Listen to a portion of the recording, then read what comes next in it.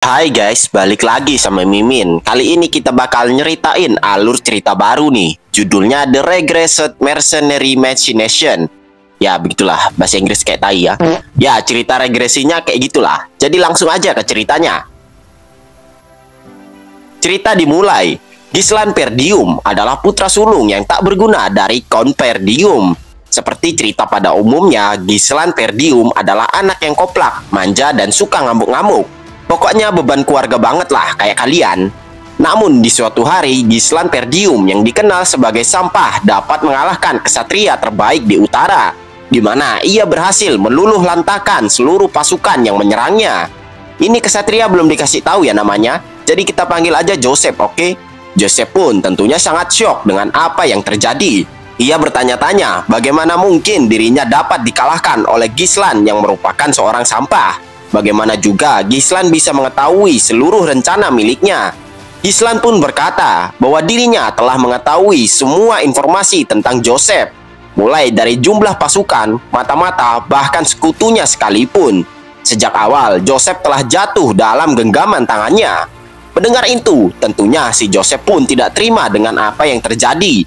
Dirinya yang merupakan kesatria terkuat tidak akan mungkin kalah dari seorang sampah seperti Gislan. Namun, bruak! Gislan pun langsung menendang wajah Joseph dengan kaki miliknya. Gislan menyuruh Joseph untuk jangan banyak bacot lagi. Dan dengan tersenyum, Gislan berkata bahwa Joseph boleh mencoba menyerangnya berapa kali pun ia mau. Namun pada akhirnya, dirinya lah yang akan tetap menjadi pemenangnya. Tetapi, scene pun lalu berpindah ke 1 tahun sebelumnya, di mana inilah hari di mana Gislan berubah total. Di saat itu, Gislan pun terbangun dari tidurnya dengan perasaan yang kebingungan. Ia bertanya-tanya apakah dirinya masih hidup. Namun menurutnya hal itu sangatlah mustahil, karena dirinya seharusnya sudah terpenggal dan mati. Dan kita lalu diperlihatkan kilas balik dari Gislan, di mana terlihatlah Gislan yang sedang berduel dengan seseorang kesatria. Di sana, Gislan yang sudah terluka dan kelelahan pun harus menerima beberapa luka akibat serangan dari kesatria itu. Kesatria itu adalah salah satu kesatria terkuat dari 7 benua. Ia bernama Idun. Ia berkata kalau inilah akhir dari Gislan Perdium, sang Mercenary King, salah satu dari kesatria terkuat dari 7 benua. Ia lalu bertanya apakah Gislan memiliki pesan-pesan terakhir sebelum mati. Gislan pun berkata kalau ia tidak memiliki pesan-pesan akhir. Dirinya cuma merasa menyesal karena tidak bisa membalaskan dendamnya. Matilah kau dasar bajingan menjijikan, ucap Gislan. Idun pun berkata kalau Gislan sangatlah arogan. Namun Idun mengungkapkan bahwa dirinya awalnya tidak menyangka kalau Gislan adalah putra sulung dari keluarga Perdium. Ia bertanya apakah Gislan pergi setelah keluarganya hancur atau bagaimana. Gislan yang mendengar itu tentunya keheranan. Bagaimana bisa Idun tahu tentang hal itu? Padahal mereka berasal dari kerajaan yang berbeda. Dan dengan tersenyum, Idun lalu berkata, tentunya dirinya tahu akan hal itu, karena dirinya lah yang telah bekerja sama dengan keluarga Delphine untuk menghancurkan keluarga Perdium. Dirinya dulu telah berusaha untuk melacak keberadaan Gislan, namun dirinya gagal. Tapi siapa sangka mereka akan bertemu di sini. Gislan yang mendengar itu pun tentunya langsung terkejut, karena dirinya hanya mengetahui kalau Duke Delphine lah yang bertanggung jawab atas kehancuran keluarganya. Ia tidak menyangka kalau Duke Delphine akan menerima bantuan dari orang lain. Melihat Gislan yang menahan emosinya, Idun pun berkata kalau tidak ada gunanya memberitahu Gislan lebih banyak informasi lagi, karena sebentar lagi Gislan akan segera mati. Gislan yang mendengar itu pun langsung murka. Ia tidak akan memaafkan apa yang telah Idun lakukan. Namun crot, Idun pun langsung memenggal kepala Gislan dengan pedang miliknya. Dan seperti itulah kejadian yang seharusnya terjadi kepada Gislan. Namun sekarang dirinya malah berada di tempat ini. Tak heran kalau Gislan menjadi sangat kebingungan dengan apa yang terjadi. Gislan berpikir apakah ini semua hanyalah ilusi semata. Ia pun celingak-celinguk melihat keadaan di sekitarnya. Ia bergumam apakah dirinya telah ditahan dan dijadikan tikus percobaan oleh para bajingan tersebut. Jika benar, maka ia akan membuat mereka sangat menyesal karena membiarkannya tetap hidup. Dan di saat itu, muncullah salah satu prajurit dari Perdium yang datang mendatangi Gislan. Gislan yang melihat itu pun langsung bergerak dengan cepat, di mana ia mengancam prajurit itu dengan pedang miliknya. Gislan menyuruh prajurit itu untuk menjawab seluruh pertanyaannya jika tidak ingin mati. Namun bukannya takut atau ngapain, prajurit itu malah menghela nafasnya saja. Ia berkata, bukankah ini sedikit berlebihan? Sontak Gislan yang mendengar itu tentunya menjadi kebingungan. Kok bisa-bisanya ini prajurit gak ada takut-takutnya, padahal udah diancam pakai pedang. Prajurit itu pun lalu memberontak dan melepaskan cengkraman Gislan. Ia tanya, kenapa tuannya tiba-tiba gak jelas kayak gini? Padahal tadi kan Gislan tidur gara-gara habis ngamuk. Masa mau ngamuk lagi? Ucap prajurit itu. Gislan yang gak tahu apa-apa pun cuma bisa pelangap-pelongo doang. Melihat itu, prajurit tersebut bertanya, masa tuannya bisa lupa kejadian tadi? Tadi kan Gislan ngambek karena disuruh ngelawan ork. Gislan yang mendengar itu pun menjadi sangat terkejut. Hah? Ork? Mana ork? Ucap Gislan. Namun prajurit tersebut lalu meminta Gislan untuk segera bersiap karena yang lain telah menunggu mereka. Gislan lalu kembali bertanya, memangnya mereka mau kemana sampai harus bersiap-siap? Dan sembari beranjak pergi, prajurit itu berkata kalau mereka akan pergi ke kerajaan Perdium. Memangnya kemana lagi? Tentunya Gislan yang mendengar itu langsung terkejut setengah mampus. Ia bertanya, bukankah kerajaan Perdium telah hancur? Dan scene pun lalu berpindah, di mana terlihatlah Gislan yang tengah kebingungan sambil memandangi wilayah kerajaan Perdium. Si Gislan pun menjadi tambah kebingungan, karena seharusnya kerajaan Perdium telah hancur dengan tanah. Tapi mengapa semuanya masih terlihat baik-baik saja? Prajurit yang bersama Gislan pun lalu bertanya, apakah Gislan lagi saklek apa bagaimana? Bisa-bisanya bilang kalau kerajaannya sendiri sudah hancur. Nanti bapakmu ngamuk loh tuan, ucap prajurit itu.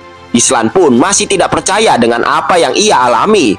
Ia pun lalu mencubit pipinya untuk membuktikan ini semua mimpi atau bukan. Dan ia sakit karena semua ini adalah real. Dan setelah menyusun semua peristiwa yang ia alami tadi, Gislan pun mengambil kesimpulan bahwa dirinya telah kembali ke masa lalu atau yang biasa disebut sebagai regresi. Lalu kita dijelaskan sedikit watak dari Gislan saat dulu, di mana Gislan sangatlah membenci keluarganya. Dirinya selalu bertingkah kagak jelas untuk membuat keributan. Sehingga sedikit demi sedikit keluarganya mulai pergi menjauhinya. Dan bukannya tobat atau ngapain, si Gislan malah kabur dari rumahnya. Siapa yang pernah kabur dari rumah tapi pas lapar pulang? Oke. Gislan pun lalu menjalani kehidupannya seorang diri. Hingga beberapa tahun berlalu, dan seperti kisah di awal, Gislan pun menjadi salah satu dari prajurit terkuat di 7 benua. Ia dikenal sebagai Mercenary King. Dirinya yang merasa sudah kuat pun berkeinginan untuk kembali ke keluarganya. Namun seperti yang kita ketahui, kalau kerajaan Perdium telah dihancurkan hingga rata dengan tanah. Dan di saat itulah Gislan berasa bahwa dirinya telah kehilangan segalanya yang berharga.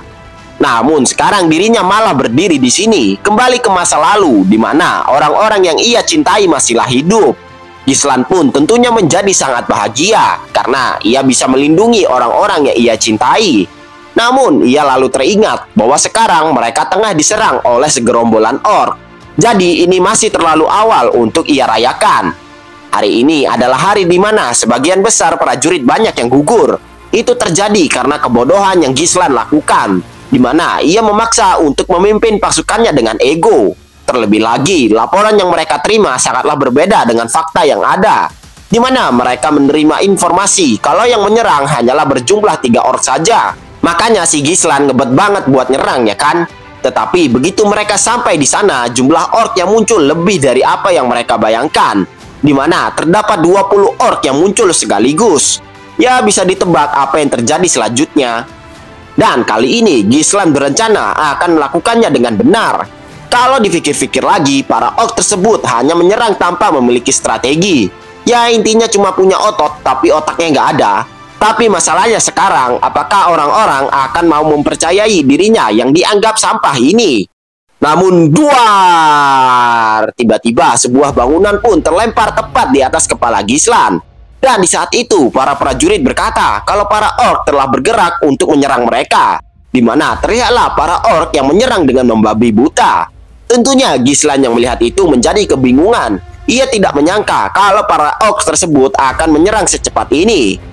Dan terjadilah pertempuran antara prajurit Perdium melawan para ork tersebut, di mana para prajurit sangat kewalahan melawan para ork yang memiliki kekuatan di atas mereka. Dan di saat itu muncullah Sir Skovan yang menjadi pemimpin pasukan tersebut, di mana ia menyuruh seluruh pasukannya untuk membuat formasi bertahan.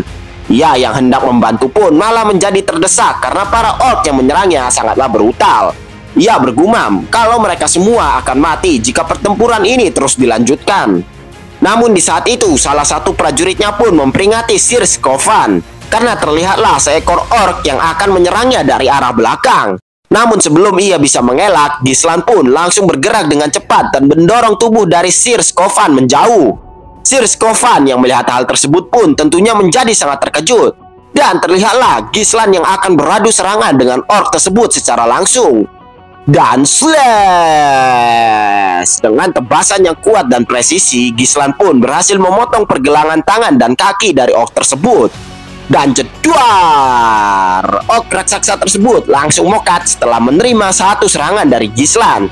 Sir Skovan dan para prajurit yang menyaksikan hal tersebut pun langsung terperangah. Mereka tidak percaya apa yang sudah mereka lihat ini.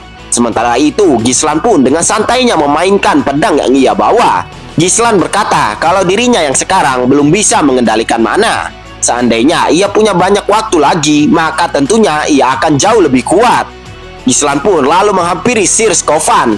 Ia bertanya, apakah Sir Skovan adalah pemimpin pasukan ini? Dan di saat itu juga, Gislan pun meminta Sir Skovan untuk menyerahkan haknya untuk memimpin pasukan. Sir Skovan yang mendengar permintaan dari Gislan itu tentunya langsung bergumam bahwa Gislan masih berani ingin mengambil komando padahal mereka sedang di ujung tanduk seperti ini. Ia beranggapan kalau Gislan mungkin sudah gila. Sir Skovan pun tentunya langsung menolak permintaan Gislan itu. Dirinya tidak bisa memberikan komando kepadanya. Sir Skovan mengingatkan bahwa mereka semua sedang mempertaruhkan nyawa. Meski Gislan adalah tuan mudanya, dirinya tidak akan menuruti permintaannya tersebut. Mendengar itu, si Gislan pun langsung ngedumel di hatinya.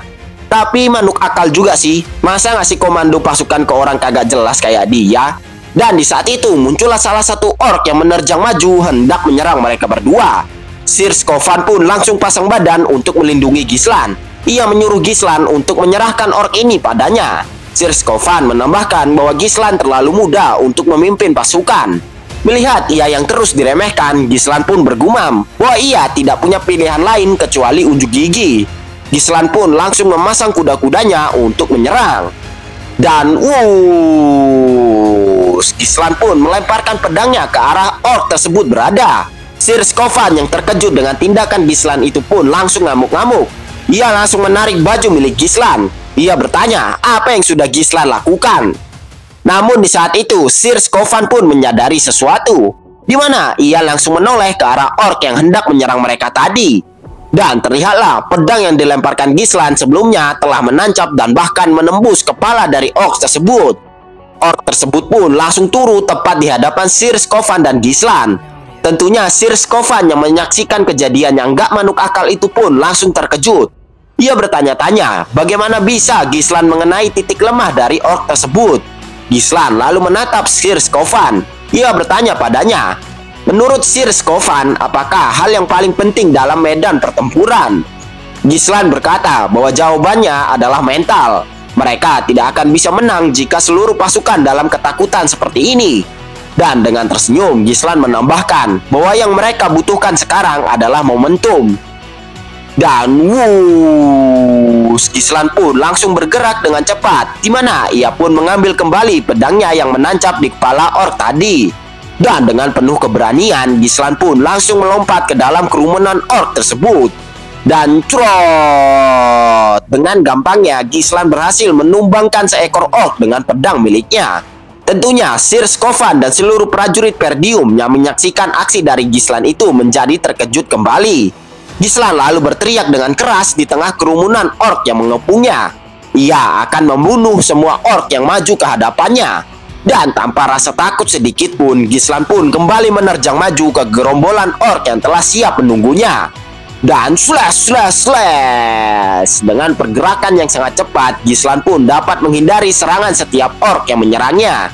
Bahkan, Gislan dapat memberikan serangan fatal yang langsung menghabisi para orc tersebut.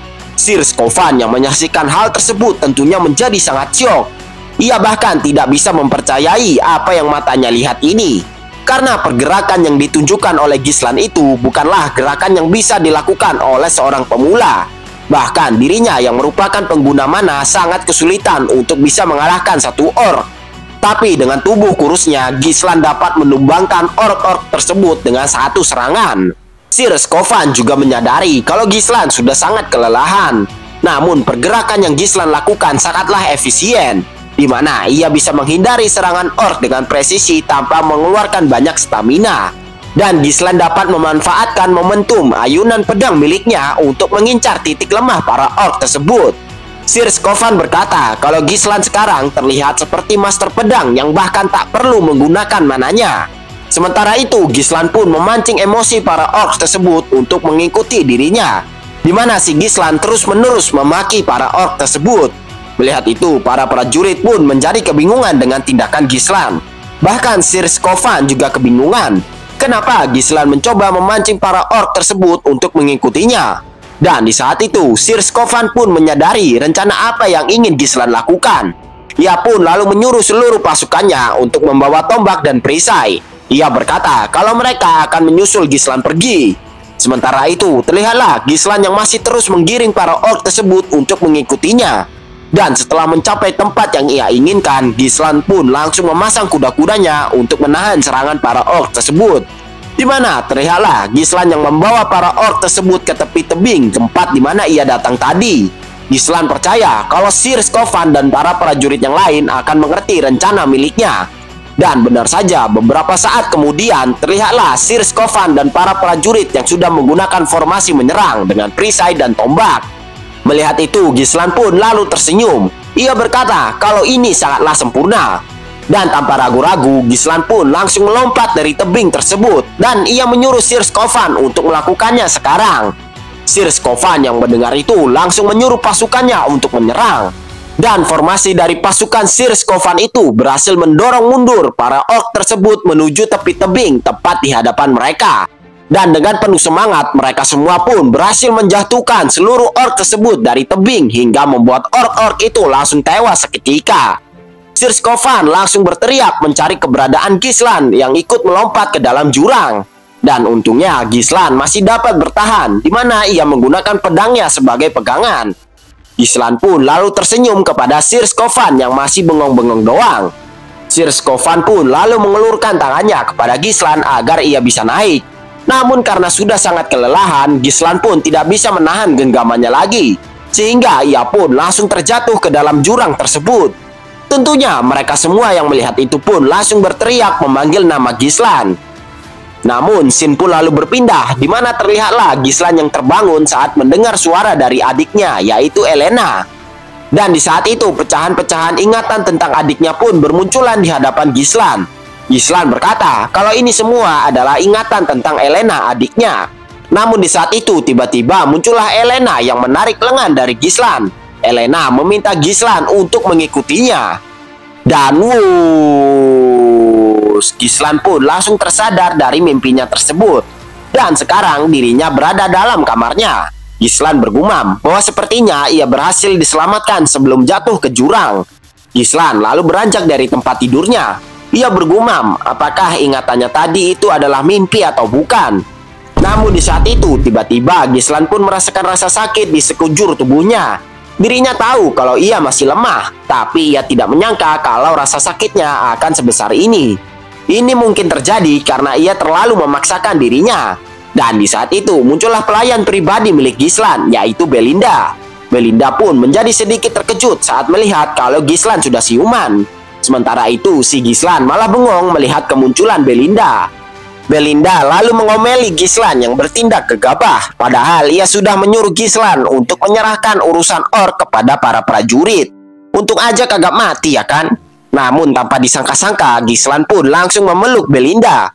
Sontak Belinda menjadi kebingungan dengan tingkah Gislan itu. Ia bertanya, apakah Gislan baik-baik saja? Gislan berkata kalau ia hanya merindukan Belinda. Lalu kita diceritakan di mana Belinda adalah satu-satunya orang yang tetap menyayangi Gislan saat dulu. Belinda terus mendampingi Gislan walaupun tingkahnya udah di luar nurul. Tetapi saat keluarganya Gislan hancur, Belinda juga ikut menghilang, sehingga Gislan tidak dapat bertemu dengannya lagi. Karena itulah, Gislan sekarang sangat senang bisa bertemu kembali dengan Belinda. Bahkan Gislan berencana menceritakan semuanya kepada Belinda. Gislan pun lalu memberitahu Belinda bahwa dirinya berasal dari masa depan. Dan tak lama lagi kerajaan mereka akan mengalami musibah yang sangat besar. Namun Belinda berkata, sepertinya para orc itu sudah memukul Gislan terlalu keras, makanya jadi agak lain. Sontak Gislan yang mendengar itu pun langsung terkejut. Ia berkata bahwa dirinya tidak bohong dengan perkataannya tadi. Belinda lalu mengingatkan bahwa Gislan adalah musibah paling besar bagi kerajaan mereka. Dan si Gislan pun langsung disemprot berbagai macam nasihat oleh Belinda. Gislan yang menyaksikan itu pun tidak menyangka kalau perkataannya akan dianggap bercandaan. Mana diomelin lagi ya kan? Dan setelah puas mengomeli Gislan, Belinda pun bertanya apa yang akan Gislan lakukan jika tidak ikut festivalnya nanti. Mendengar itu, Gislan pun menjadi terkejut. Ia bertanya, memangnya sekarang ada festival apa? Belinda lalu menjelaskan bahwa Elena telah mengajak Gislan untuk pergi ke festival. Masa dia lupa? Itu bisa menjadi kesempatan untuk mereka memperbaiki hubungan. Gislan lalu mengingatnya kembali bahwa setiap bulan di sini akan selalu diadakan festival. Di kehidupan sebelumnya, Gislan tidak sempat untuk menikmati festival ini karena traumanya yang gagal menghabisi para orc. Gislan lalu bertanya berapa lama lagi festivalnya akan dimulai. Belinda berkata kalau tersisa 1 minggu lagi sebelum festivalnya dimulai. Mendengar itu, Gislan bergumam kalau 1 minggu lagi kejadian yang akan mengubah hidupnya akan terjadi. Dan di saat itu muncullah Elena, adik dari Gislan yang mencari keberadaannya. Melihat kemunculan Elena, Gislan pun mengingat bahwa 1 minggu lagi adalah hari kematian dari Elena. Dan seperti yang ia lakukan kepada Belinda, Gislan pun secara mendadak langsung memeluk Elena dengan erat. Gislan berkata kalau ia sangat merindukan Elena. Sontak Elena yang tiba-tiba dipeluk oleh Gislan pun menjadi terkejut. Di mana dengan full power ia pun mendorong tubuh Gislan hingga ia terpental. Gislan yang terpental pun menjadi sangat kebingungan. Kok bisa adiknya punya tenaga yang gak kalah sama orc? Gak manuk akal anjir. Elena pun lalu marah-marah. Ia berkata, walaupun Gislan bertingkah kayak gitu, situasinya nggak bakalan berubah. Si Gislan yang bingung pun lalu bertanya, memangnya apa yang terjadi? Dan Elena lalu menceritakan, bukankah Gislan waktu itu mengusirnya dengan makian yang kasar? Masa lupa? Gislan yang baru ingat sama tingkahnya pun cuma bisa diem baik. Dan karena memang tingkahnya yang agak lain, si Gislan pun meminta maaf kepada Elena untuk itu. Sontak Belinda dan Elena yang mendengar itu menjadi sangat terkejut. Mereka tidak pernah mendengar Gislan meminta maaf sebelumnya. Pasti efek abis digampar orc nih, ucap Elena. Si Gislan pun berkata kalau dirinya malah menghabisi para orc tersebut seorang diri. Jadi dirinya tuh OP. Namun, tiba-tiba encoknya pun kumat sehingga ia pun harus tersungkur di tanah. Elena lalu mengejek Gislan yang baru aja songong, udah kena karma aja. Dan ujung-ujungnya ia pun lalu menertawai Gislan. Gislan yang melihat senyuman Belinda dan Elena itu pun sempat terdiam sesaat. Ia bergumam, mengapa dulu ia malah bertingkah nggak jelas dan menyia-nyiakan mereka.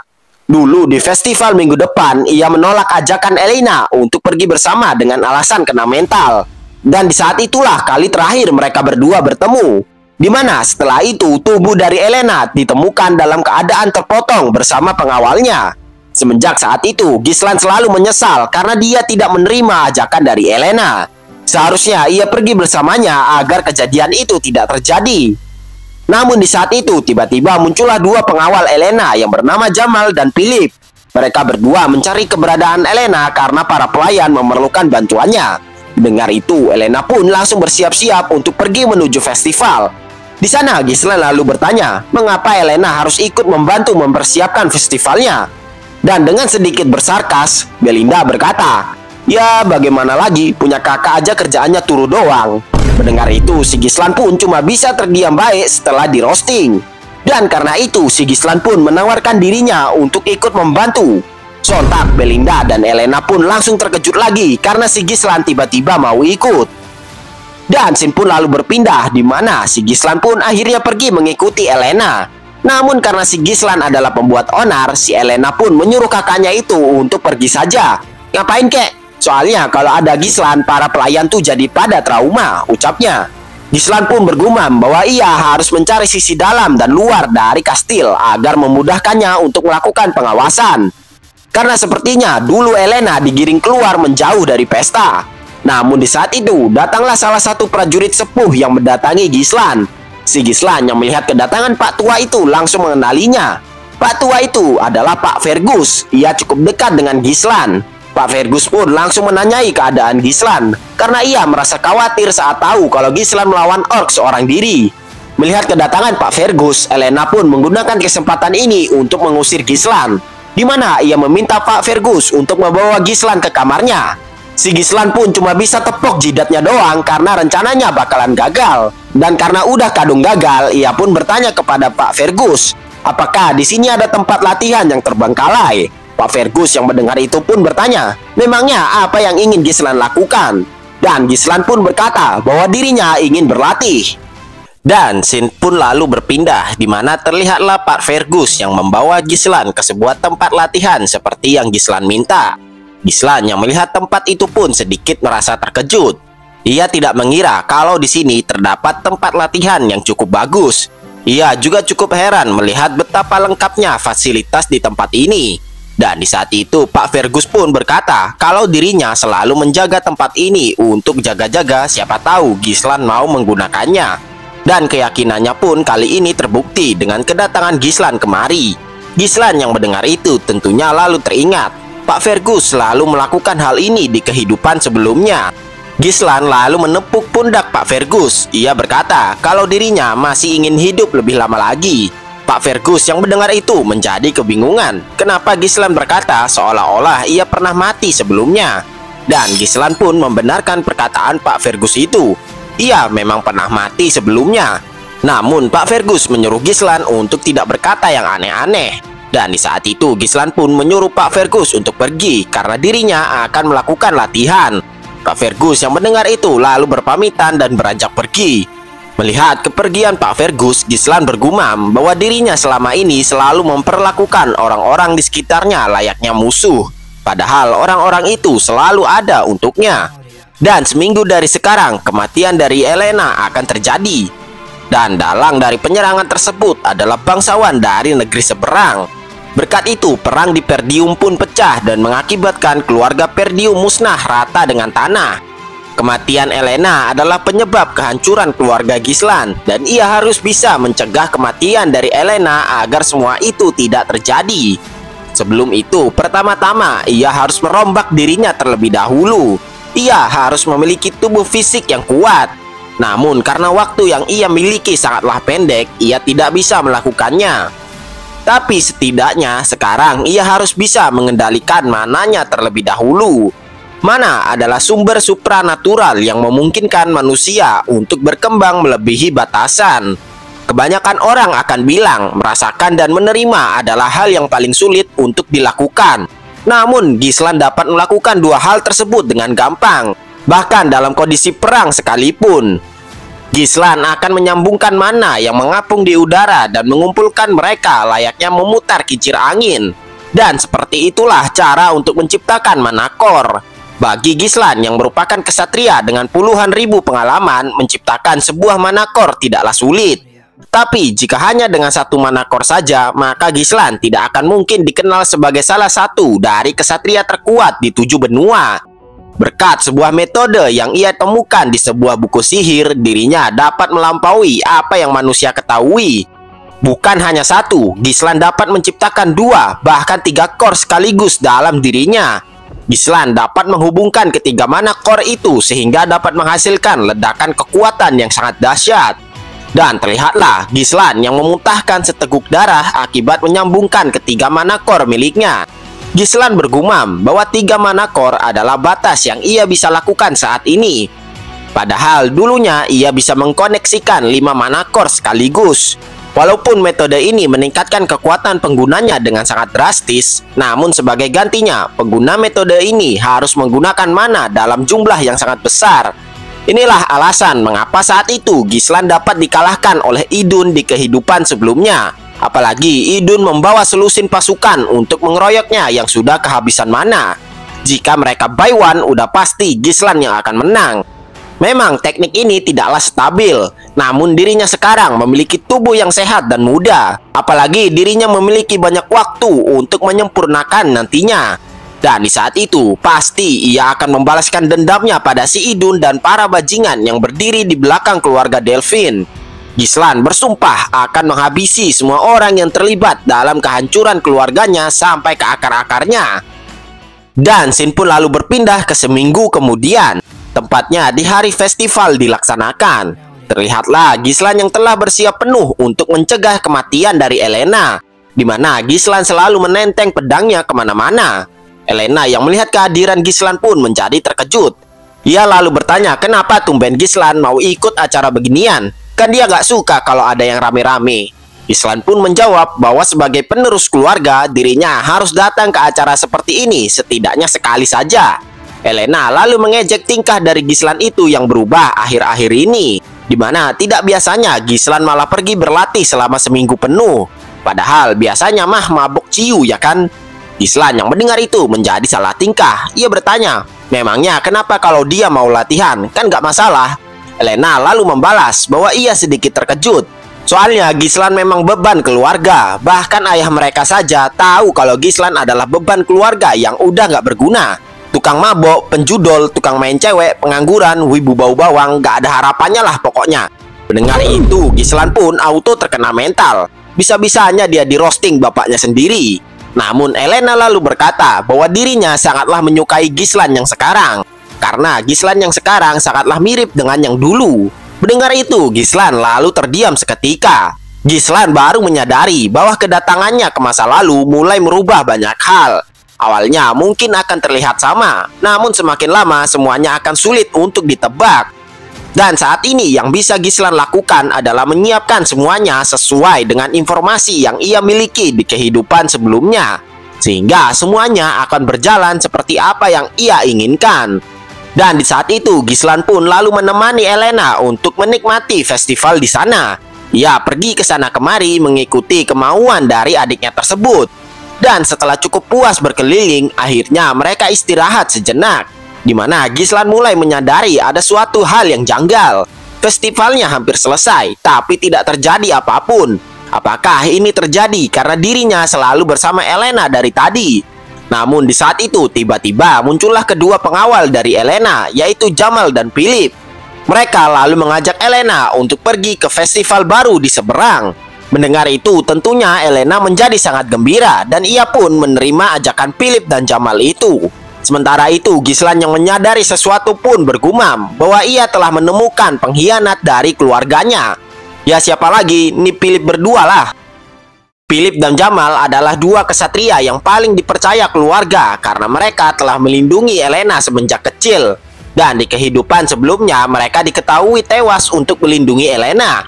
Tapi apa yang terjadi sekarang? Gumam Gislan sambil menatap tajam ke arah Philip dan Jamal.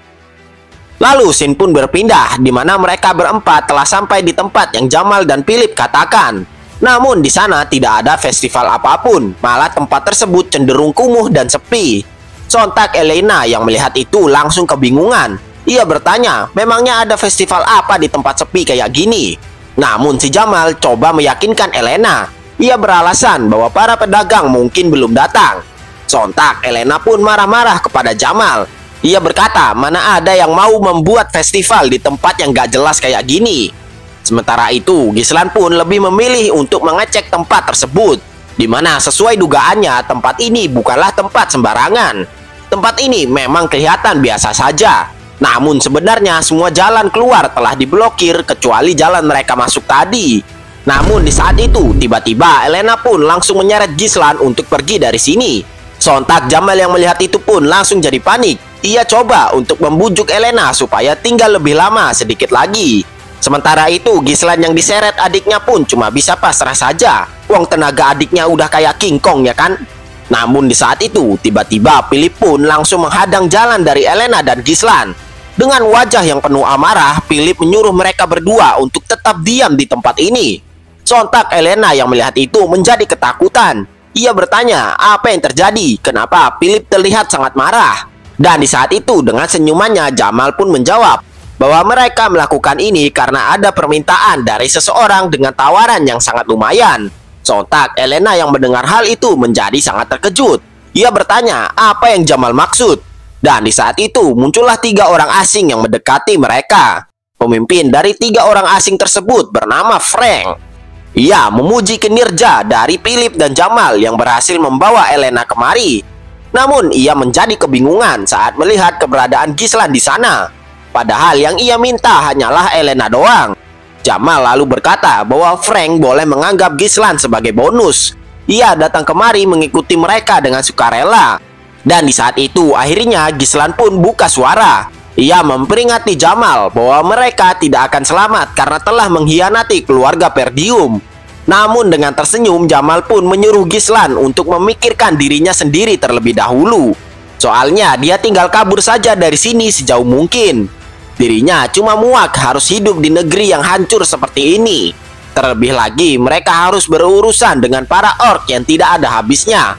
Jadi dirinya mengambil penawaran ini yang dapat mengubah kehidupannya. Lagi pula banyak juga para warga yang pergi meninggalkan Perdium karena alasan yang serupa. Namun slash, Gislan pun langsung bergerak dengan sangat cepat, di mana ia mengayunkan pedang auranya ke arah Jamal. Sontak Jamal yang terkena serangan mendadak dari Gislan itu langsung terkejut. Dan berkat dari serangan itu, tubuh dari Jamal pun langsung terbelah menjadi 2. Gislan di saat itu berkata bahwa para warga yang pergi meninggalkan Perdium setidaknya tidak pernah mengkhianati keluarganya. Sontak, Frank, Elena, dan Philip yang menyaksikan kejadian tersebut menjadi sangat terkejut. Dan kemudian Gislan lalu menatap ke arah Philip sambil mengeluarkan aura membunuhnya yang sangat kuat. Philip yang merasakan itu pun langsung bergerak menyandera Elena. Ia tidak habis pikir kalau Jamal bisa dikalahkan oleh Gislan yang cupu. Namun sebelum Philip bisa bertindak, pedang Gislan pun sudah menancap di tengkorak kepalanya. Dan hal itu tentunya langsung membuat Philip mokat seketika. 2 pengkhianat keluarganya telah berhasil dibantai oleh Gislan. Para bawahan Frank pun menjadi sedikit ketar-ketir melihat kemampuan Gislan. Mereka tidak mengira kalau Gislan akan sangat berbeda dengan rumor yang beredar. Mereka kira selama ini Gislan hanyalah putra bangsawan yang cupu. Tahu-taunya jago anjir. Sementara itu, Frank pun bergumam. Walaupun Jamal dan Philip dibunuh saat lengah, tapi menurut pengamatannya, Gislan sangatlah ahli melakukan hal tersebut. Terbukti di mana Gislan dapat dengan mudahnya membunuh 2 prajurit dengan 1 serangan. Elena yang ketakutan dengan apa yang terjadi pun bertanya kepada Gislan. Namun tanpa berkata apapun, Gislan pun langsung memukul tengkuk dari Elena, sehingga hal tersebut membuat Elena menjadi pingsan. Gislan berkata bahwa ia akan menyelesaikan semuanya. Dan di saat itu, Frank pun lalu mendekati Gislan. Ia berkata bahwa Gislan sangatlah berbeda dari rumor yang ada. Padahal awalnya ia ingin menyingkirkan Jamal dan Philip dengan tangannya, tapi udah keduluan. Berkat itu, Frank pun berterima kasih kepada Gislan karena telah meringankan pekerjaannya. Frank lalu bertanya kepada Gislan apakah selama ini ia menyembunyikan kekuatan aslinya. Sembari mengambil pedangnya, Gislan pun menjawab bahwa hal itu bukanlah urusan mereka. Ia lalu mengobservasi situasi yang ada, di mana musuh kali ini berjumlah 3 orang. 2 orang di sisi kiri dan kanan bukanlah apa-apa. Namun Frank yang berada di tengah mengeluarkan kekuatan yang cukup kuat. Sembari mengeluarkan kekuatan miliknya, Gislan pun bergumam bahwa ia harus menyelesaikan hal ini dengan cepat. Sebelum itu, Gislan lalu bertanya siapa yang telah mengirim mereka kemari. Namun Frank enggan menjawab pertanyaan tersebut karena menurutnya seorang mayat tidak perlu tahu siapa yang menyuruhnya. Gislan yang mendengar itu lalu menyiapkan pedang miliknya. Lalu dengan aura membunuh yang sangat pekat, Gislan berkata kalau ia akan membuat mereka bicara nantinya. Salah satu bawahan Frank pun lalu bertanya apakah mereka harus menghabisinya. Namun Frank menyuruh bawahannya tersebut untuk menangkap Gislan hidup-hidup karena ia ingin menyiksanya terlebih dahulu. Dan kedua orang itu langsung maju serentak untuk menyerang Gislan. Namun Gislan yang melihat itu tidak tinggal diam, di mana ia lalu melemparkan sebuah benda dari kantong celananya. Sontak salah satu dari bawahan Frank pun menjadi terkejut karena yang Gislan lemparkan itu adalah sebuah kembang api. Dan trot, dengan kecepatan yang sangat tinggi, Gislan pun langsung menancapkan pedangnya tersebut ke kepala orang tadi. Kita panggil aja NPC 1 dan 2 ya. Nah, si NPC 1 yang kena cucuk palanya pun langsung modar di tempat. Dan tersisa NPC 2 yang mencoba menyerang Gislan dengan pedang miliknya. Namun dengan swordmanship yang sangat indah, Gislan dapat menahan serangan NPC itu dengan pedangnya. Lalu dengan gerakan yang sangat lihai, Gislan pun berhasil mengunci tangan dari NPC itu sehingga ia bisa melucuti pedang miliknya. Dan crot! Dengan mudahnya, Gislan pun langsung memenggal kepala NPC 2 dengan pedang di tangan kirinya. Namun di saat itu, Gislan pun merasakan sebuah bahaya yang datang menghampirinya. Dan benar saja, secara tiba-tiba, Frank pun langsung menyerang Gislan dari titik butanya. Namun dengan pergerakan yang lihai, Gislan dapat menahan serangan mendadak tersebut. Tentunya, Frank yang menyaksikan itu kembali terkejut. Ia bertanya-tanya bagaimana bisa Gislan menahan serangan mendadak darinya. Mana dari titik buta lagi ya kan? Dan di saat itu Gislan pun lalu memutar tubuhnya ke belakang untuk menyerang. Dan slash! Gislan pun langsung melepaskan tebasan ke arah leher dari Frank, sehingga serangan tersebut berhasil melukainya. Namun Frank pun langsung membalas serangan Gislan itu dengan sebuah ayunan pedang. Dan untungnya Gislan masih dapat bereaksi akan serangan tersebut. Dengan sedikit bercucuran keringat, Frank berkata kalau serangan Gislan tadi sangatlah berbahaya. Jika saja ia telat sedikit, sudah pasti kepalanya akan langsung copot. Sementara itu, Gislan pun menjadi sangat terkejut melihat Frank masih bisa selamat dari serangannya. Gislan bergumam, sepertinya Frank menggunakan mana untuk melindungi lehernya tadi. Karena dari itu, tebasannya jadi tidak terlalu fatal. Frank lalu meningkatkan kekuatan miliknya, di mana sekarang ia mulai menggunakan mana. Frank berucap kalau ia kagum dengan swordmanship milik Gislan. Namun sayangnya riwayat Gislan harus berakhir di sini. Dan boom! Frank pun melepaskan aura mana yang jauh lebih besar lagi, sehingga Gislan yang sedang menahan serangannya tersebut pun terpukul mundur. Frank berkata kalau Gislan tidak akan mungkin bisa menang melawannya dengan mana yang lemah seperti itu.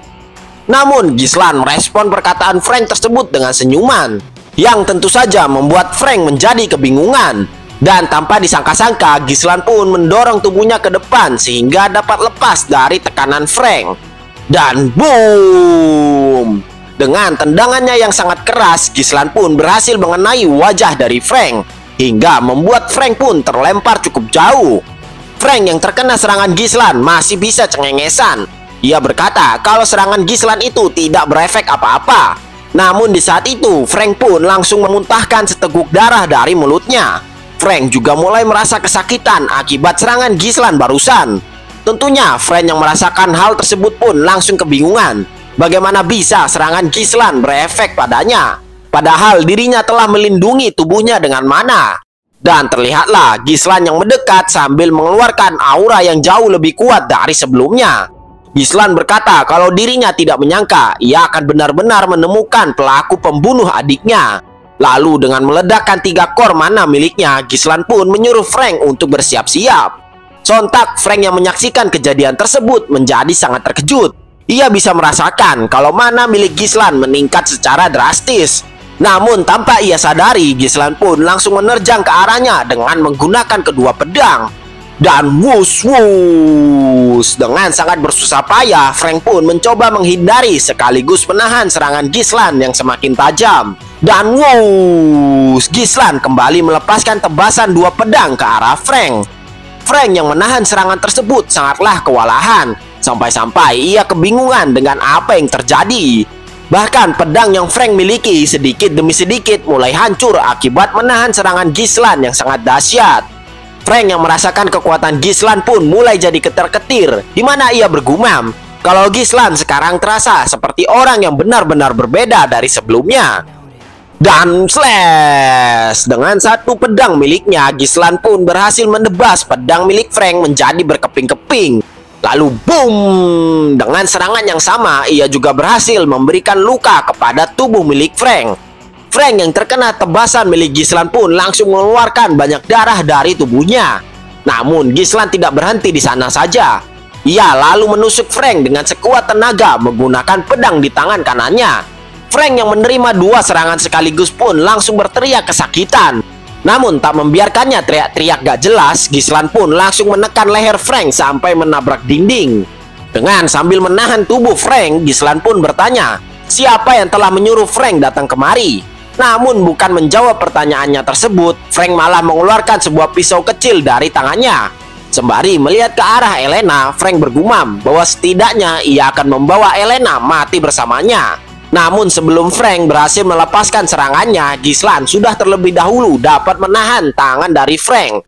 Gislan menggunakan tali-tali yang terbuat dari mananya untuk menahan pergerakan Frank itu.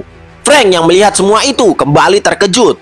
Ia kebingungan sejak kapan Gislan memasang tali-tali mana ini. Lalu di saat itu Gislan pun mengajak Frank untuk membuat kesepakatan. Jika Frank menjawab pertanyaannya, maka ia akan melepaskannya. Ia juga yakin kalau orang sekaliber Frank pasti dapat mengobati luka-lukanya nanti. Meskipun mana core-nya akan hancur berkeping-keping. Sontak Frank yang mendengar itu menjadi sangat terkejut. Dan boom! Gislan pun lalu menyuntikkan mana miliknya ke dalam tubuh Frank. Sehingga mana di dalam tubuh Frank pun menjadi tidak stabil. Dan terlihatlah inti core milik Frank yang sedikit demi sedikit mulai hancur dari dalam. Frank yang panik tentunya mencoba memperingati Gislan. Jika Gislan sedikit saja membuat kesalahan, maka dirinya akan meledak dan menghancurkan seluruh tempat ini.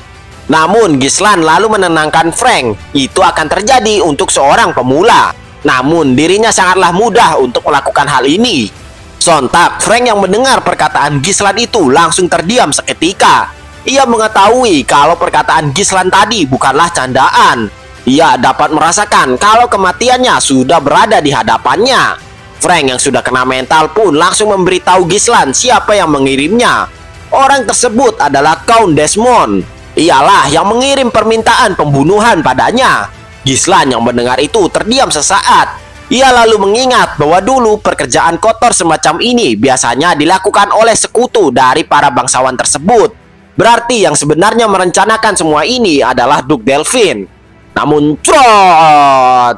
Gislan yang telah mendapatkan jawabannya pun langsung menusuk Frank lebih keras lagi. Sontak Frank pun langsung berteriak. Ia bertanya apa yang Gislan lakukan. Bukankah ia bilang akan membebaskannya jika ia buka suara? Namun Gislan lalu balik bertanya, mengapa Frank saat ini sangat ketakutan menghadapi kematian? Bukankah ia sering membunuh orang lain sebelumnya? Dan di saat itu tiba-tiba Frank pun lalu tertawa terbahak-bahak.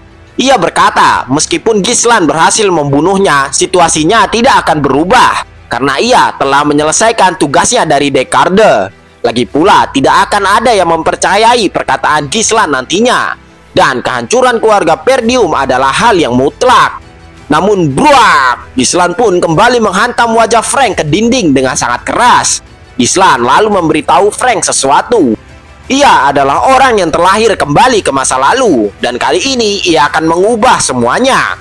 Lalu boom, Gislan pun menghancurkan mana core milik Frank yang membuatnya berteriak kesakitan. Setelah menghabisi Frank dan dua prajurit pengkhianat, Gislan pun menarik nafasnya panjang-panjang. Karena saat ini ia telah berhasil menyelamatkan Elena dari kematian. Namun di saat itu Gislan pun harus menerima konsekuensi akibat meledakkan 3 mana core-nya. Di mana Gislan harus batuk-batuk dan mengeluarkan banyak darah. Gislan berkata kalau dulu ia bisa meledakkan 3 mana core-nya tanpa masalah. Tapi meski begitu dirinya tidak akan kalah di sini. Di mana Gislan lalu pergi ke suatu tempat. Di tempat itu dirinya menemukan 2 buah mayat yang telah diletakkan di sana. Dan mayat tersebut adalah anak dari Count Descartes. Dulunya mereka menemukan mayat tersebut bersamaan dengan mayat Elena. Gislan berkata bahwa inilah cara Duke Delphine dan komplotannya untuk memulai peperangan. Jika ini sampai tersebar keluar, maka peperangan yang akan menghancurkan keluarganya tidak akan terelakkan lagi. Melihat itu, Gislan pun mengeluarkan kembang api miliknya. Ia bergumam kalau kedua mayat ini tidak boleh diketahui oleh dunia. Dan sembari mengendong Elena, Gislan pun membakar tempat tersebut dengan api yang begitu besar. Gislan bergumam kalau ia tidak akan membiarkan semuanya berjalan seperti yang keluarga Delphine inginkan. Dan di saat itu terlihatlah sesosok misterius yang sedang mengawasi Gislan dari kejauhan. Kemudian sosok tersebut langsung menghilang dalam sekelebat mata. Dan scene pun lalu berpindah di mana terlihatlah mata-mata tersebut yang sedang melakukan pertemuan. Di mana karena kegagalannya untuk membunuh Elena, putri dari Converdium, orang tersebut pun dimaki habis-habisan oleh semua orang di sana. Karena namanya belum dikasih tahu, kita panggil aja Robert ya kan? Oke, lanjut. Robert beralasan bahwa semua rencananya gagal karena ulah dari Gislan Perdium yang ikut campur. Sontak orang-orang di sana pun tidak mempercayai apa yang dikatakan oleh Robert. Karena mereka semua tahu kalau Gislan adalah seorang bangsawan yang benar-benar tidak berguna. Bagaimana bisa si Robert menggunakan Gislan sebagai alasan kegagalannya? Namun Robert kembali meyakinkan orang-orang tersebut bahwa Gislan yang ia temui sangatlah berbeda dengan rumor yang beredar. Di mana Robert pun kembali mengingat semua aksi di luar Nurul yang Gislan lakukan. Mulai dari membantai Jamal dan Phillips, lalu kedua bawahan Frank, bahkan sampai membuat Frank tewas di tangannya. Robert berkata kalau Gislan yang ia temui sangatlah berbeda, seolah-olah dia adalah orang yang lain. Namun Robert lalu meminta satu kesempatan lagi. Dirinya telah berhasil melaksanakan misi De Garde, jadi tidak ada masalah untuk memulai peperangan dengan kerajaan Perdium. Namun orang-orang di sana sudah enggan memberikan Robert kesempatan lagi, melihat betapa besarnya kerugian yang mereka alami. Bahkan mereka berencana untuk menghabisi Robert sebagai ganti atas kegagalannya. Namun di saat itu terdengarlah suara seseorang yang menyuruh semuanya untuk diam. Di mana orang tersebut terlihat sedang duduk di sebuah singgasana sambil memperhatikan jalannya pertemuan. Ia lalu bertanya kepada Robert kesempatan apa yang ia inginkan. Robert lalu berkata bahwa ia akan menyingkirkan Gislan dengan membunuhnya. Orang tersebut lalu bertanya bagaimana caranya Robert melakukan itu. Robert lalu membalas bahwa ia akan melakukannya dengan matang. Dan terdapat orang yang cocok untuk melakukan hal itu di pikirannya. Orang-orang lalu bertanya siapa yang dimaksud Robert. Dan Robert berkata kalau orang itu adalah Ken Loges. Ia dikenal sebagai swordsmanship yang memiliki kekuatan penghancur. Meski usianya tergolong muda, namun Robert yakin di seluruh wilayah utara tidak akan ada yang bisa menyainginya dalam hal kekuatan. Apalagi Ken merupakan saudara sepupu dari Gislan, jadi tidak sulit untuk membuat mereka berdua bertemu. Pria yang duduk di singgasana pun lalu menyetujui permintaan Robert. Namun ia memperingatkan Robert bahwa ini adalah kesempatan terakhirnya. Jika Robert gagal, maka ia harus menerima konsekuensinya. Dan Robert pun menyanggupi hal tersebut. Scene lalu berpindah ke wilayah Perdium, di mana Pak Fergus sedang menghampiri Gislan yang berada di tempat latihan. Namun tanpa diduga, sebuah pedang pun melesat dengan cepat di samping wajah Pak Fergus.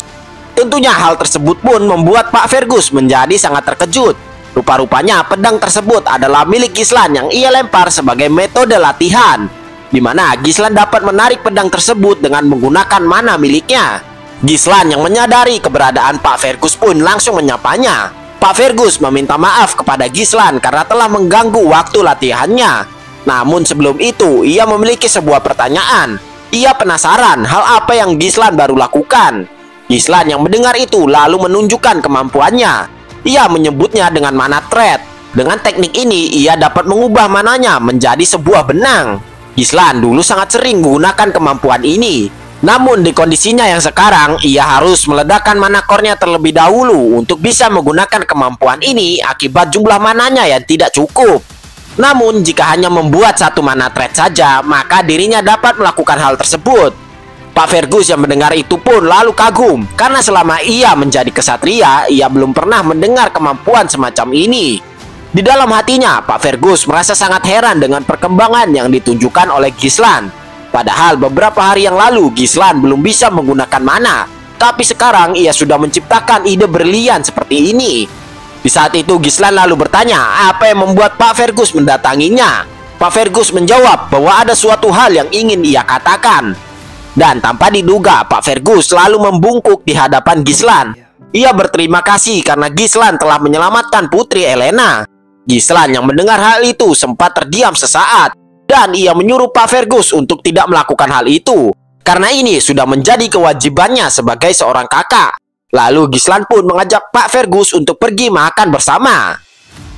Kita lalu dijelaskan bahwa sudah beberapa hari yang lalu semenjak insiden saat itu. Di mana berkat insiden tersebut, festival yang harusnya masih berjalan terpaksa dibatalkan. Lalu kita diperlihatkan kondisi terkini dari Elena yang sedang tantrum akibat orang-orang tidak mempercayai perkataannya. Ia sudah berulang kali berkata kalau Gislan lah yang telah menyelamatkannya. Namun orang-orang menganggapnya kalau ia cuma halus saja. Ia pun marah-marah dan menyuruh Gislan untuk membantunya bicara.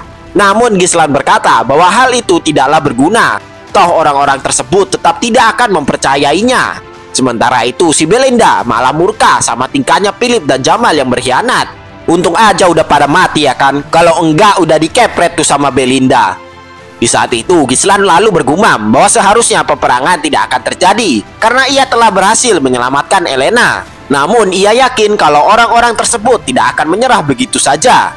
Ia tidak bisa melawan mereka seorang diri, karena itulah ia membutuhkan sebuah pasukan sekarang.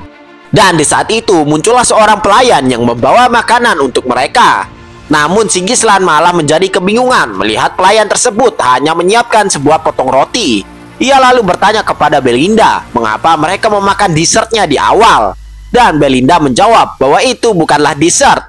Bukannya Gislan sudah tahu kondisi keuangan mereka. Lalu tiba-tiba terdengarlah sebuah teriakan dari beberapa orang yang membuat Gislan menjadi terkejut. Orang-orang tersebut adalah para pedagang yang marah akibat pembatalan festival sebelumnya, di mana mereka sedang berdemo di depan Kastil Perdium. Mereka meminta sebuah ganti rugi kepada keluarga Perdium sebagai tuan rumah festival ini. Gislan yang melihat itu pun tentunya menjadi kebingungan. Ia bertanya-tanya apa yang sebenarnya terjadi. Lalu Belinda menerangkannya seperti di awal, di mana Gislan yang mendengar penjelasan Belinda pun langsung terdiam. Ia kebingungan dengan situasi saat ini. Namun untuk sekarang mereka harus bisa meredakan emosi para pedagang itu terlebih dahulu.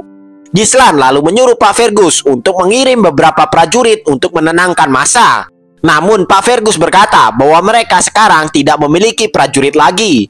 Sontak Gislan yang mendengar itu menjadi terkejut. Dan Pak Fergus menjelaskan bahwa seluruh prajurit mereka telah ditempatkan di garis depan untuk melawan para monster. Karena itulah mereka tidak mempunyai prajurit lagi di sini. Gislan yang mendengar itu tentunya cuma bisa terdiam sambil pelangap-pelongo saja. Gislan yang merasa kebingungan lalu menyeret Belinda untuk berbicara berdua. Di mana Gislan menyuruh Belinda untuk menggunakan uang cash mereka agar para pedagang itu bisa tenang. Namun dengan tersenyum Belinda lalu berkata bahwa mereka tidak memiliki uang sepeser pun. Gislan yang kebingungan tentunya bertanya mengapa mereka bisa tidak punya uang. Dan Belinda menjawab bahwa Konperdium telah memotong jatah mereka akibat Gislan yang suka foya-foya kayak anak sultan. Sontak Gislan yang mendengar itu kembali terdiam. Ia menyadari kalau dia itu miskin. Namun Gislan tidak mau menyerah, di mana ia lalu meminjam uang kepada Belinda untuk menenangkan para warga itu. Namun dengan tersenyum Belinda menjawab kalau ia juga sama miskinnya kayak Gislan. Jadi Gislan salah orang kalau mau pinjem uang ya kan? Sontak Gislan yang mendengar itu lagi dan lagi langsung terdiam seketika. Dimana karena nggak tahu mau ngapain, akhirnya Gislan memilih untuk bengong sambil memandangi wilayah Perdium. Di sana Gislan sangatlah pusing dengan fakta bahwa dirinya udah miskin, nggak ada pasukan lagi ya kan? Mau jadi apa tempat ini kalau begitu? Karena itulah saat ini Gislan harus memikirkan cara untuk mendapatkan duit. Namun di saat itu tiba-tiba muncullah seorang prajurit yang berlari dengan tergesa-gesa. Di mana Gislan yang melihat itu tentunya menjadi kebingungan. Ia bertanya apa yang sebenarnya terjadi sampai ia panik seperti itu. Dengan wajah yang masih panik, prajurit itu berkata bahwa Tuan Muda Kane ingin menemui Gislan. Sontak Gislan yang mendengar nama tersebut menjadi sangat terkejut. Dan scene pun lalu berpindah di mana terlihatlah Sir Skovan yang tengah dihajar sampai babak belur. Dan orang yang menghajar Sir Skovan adalah Tuan Muda Kane yang disebut sebelumnya. Gislan yang melihat Sir Skovan babak belur pun tentunya menjadi sangat murka. Dan kita lalu diperlihatkan wajah dari Tuan Muda Kane itu, di mana badannya jauh melebihi tinggi dari Gislan. Udah kayak orc ini mah. Kane yang melihat kemunculan Gislan langsung menyambutnya dengan senyuman licik. Di sana juga terdapat Robert yang telah merencanakan ini semua. Kita lalu dijelaskan sedikit latar belakang dari Kane Loges. Dia adalah pewaris dari Count Loges yang beraliansi dengan Count Perdium. Dia merupakan satu-satunya teman Gislan saat itu. Tapi Kane juga merupakan musuh bagi Gislan. Gislan yang tidak mau bertindak gegabah pun bertanya kepada Ricardo Sebenarnya apa yang terjadi sampai Sir Scovan harus dipukuli oleh Ken? Dan Ricardo mulai berbicara, di mana sebelumnya mereka mendapatkan laporan keributan dari sebuah bar. Dan setelah mereka sampai di sana, mereka menemukan kalau Tuan Muda Ken dan pengawalnya lah yang telah membuat keributan. Si Ken yang mengenal mereka lalu bertanya tentang rumor Gislan baru-baru ini. Jadi Sir Scovan menjelaskan semuanya dengan terperinci sesuai dengan fakta yang ada. Namun tanpa disangka-sangka, si Ken pun langsung mencengkeram wajah dari Sir Scovan dengan sekuat tenaga. Di sana Ken berkata kalau Sir Scovan telah berani membohongi dirinya. Dan kejadiannya pun berakhir jadi seperti ini. Si Ken yang mendengar cerita Ricardo membela dirinya. Ia beralasan cuma memberi pelajaran pada seorang pembohong. Masa dia bilang kalau Gislan lah yang telah mengalahkan sekelompok orc dan membasmi prajurit yang berkhianat seorang diri? Kan gak masuk akal, jadi dia hajarlah. Si Ken lalu mendekati Gislan dan ia lalu menyalahkannya karena telah berbohong. Jika saja Gislan tidak berbohong tentang rumor-rumor tersebut, sudah pasti Sir Scovan tidak akan menjadi korbannya. Gislan yang diprovokasi oleh si Ken tetap tenang. Ia sudah mengetahui watak dari si Ken ini, di mana dulu si Ken sering membulinya saat berkunjung ke wilayah Perdium. Ia selalu memperlakukan Gislan layaknya seorang bawahan. Tapi setelah semua itu, tidak ada satu orang pun yang berani memprotes kelakuan Ken. Ini semua terjadi akibat pengaruh yang dimilikinya, di mana ia memiliki kualitas seorang pewaris. Berbeda halnya dengan Gislan yang hanya menjadi pencundang saja. Gislan yang mengingat hal tersebut hanya bisa tersenyum saja. Ia menyadari betapa goblok dirinya saat itu. Namun Ken yang melihat Gislan cengengesan sendiri pun malah menjadi kebingungan. Biasanya Gislan akan ngamuk kalau sudah diprovokasi seperti ini. Dan kita lalu diperlihatkan pertemuan Ken, Loges, dan Robert, di mana Robert meminta Ken untuk membunuh Gislan Perdium. Sebagai gantinya, Estimate One akan mendukung keluarga Loges. Tentunya Ken yang mendengar itu menjadi kebingungan. Memang mengalahkan Gislan bukanlah hal yang besar baginya. Tapi bagaimanapun juga Gislan adalah seorang pewaris sama sepertinya. Bagaimana caranya ia bisa menghabisi Gislan jika seperti itu? Robert pun menenangkan Ken. Mereka akan membuat Gislan terpancing untuk melakukan duel. Dan setelah itu mereka bisa menghabisinya seolah-olah itu adalah kecelakaan. Maka dengan begitu tidak akan ada yang menyalahkan mereka. Ini adalah kesempatan yang sangat bagus bagi mereka berdua. Mendengar itu, si Ken pun langsung tersenyum dengan lebar. Ia menyetujui rencana Robert tersebut. Ia lalu mengajak Robert untuk bergerak sekarang juga. Dan kembali lagi ke situasi sekarang, di mana si Ken pun masih bertanya-tanya apa tujuan si Robert mengincar Gislan. Tapi dia mah bodoh amat, yang penting dia untung ya kan. Dan di saat itu si Ken pun mulai melakukan peranannya, di mana ia meminta Gislan untuk membawakannya hal yang telah Gislan siapkan seperti biasa. Gislan yang mendengar itu sempat kebingungan untuk sesaat. Dan Ken lalu berkata bahwa mereka harus bersenang-senang akibat festival yang dibatalkan. Bukankah mereka selalu melakukan hal ini? Gislan yang mendengar perkataan Ken tersebut masih belum ngeh apa yang dimaksudnya. Tapi akhirnya setelah berabad-abad si Gislan pun baru ngeh apa yang Ken maksud. Dulu si Ken ini hobinya tuh nyuruh-nyuruh Gislan untuk bawain dia bir dan cewek-cewek. Ya kalian tahu lah buat apa ya kan?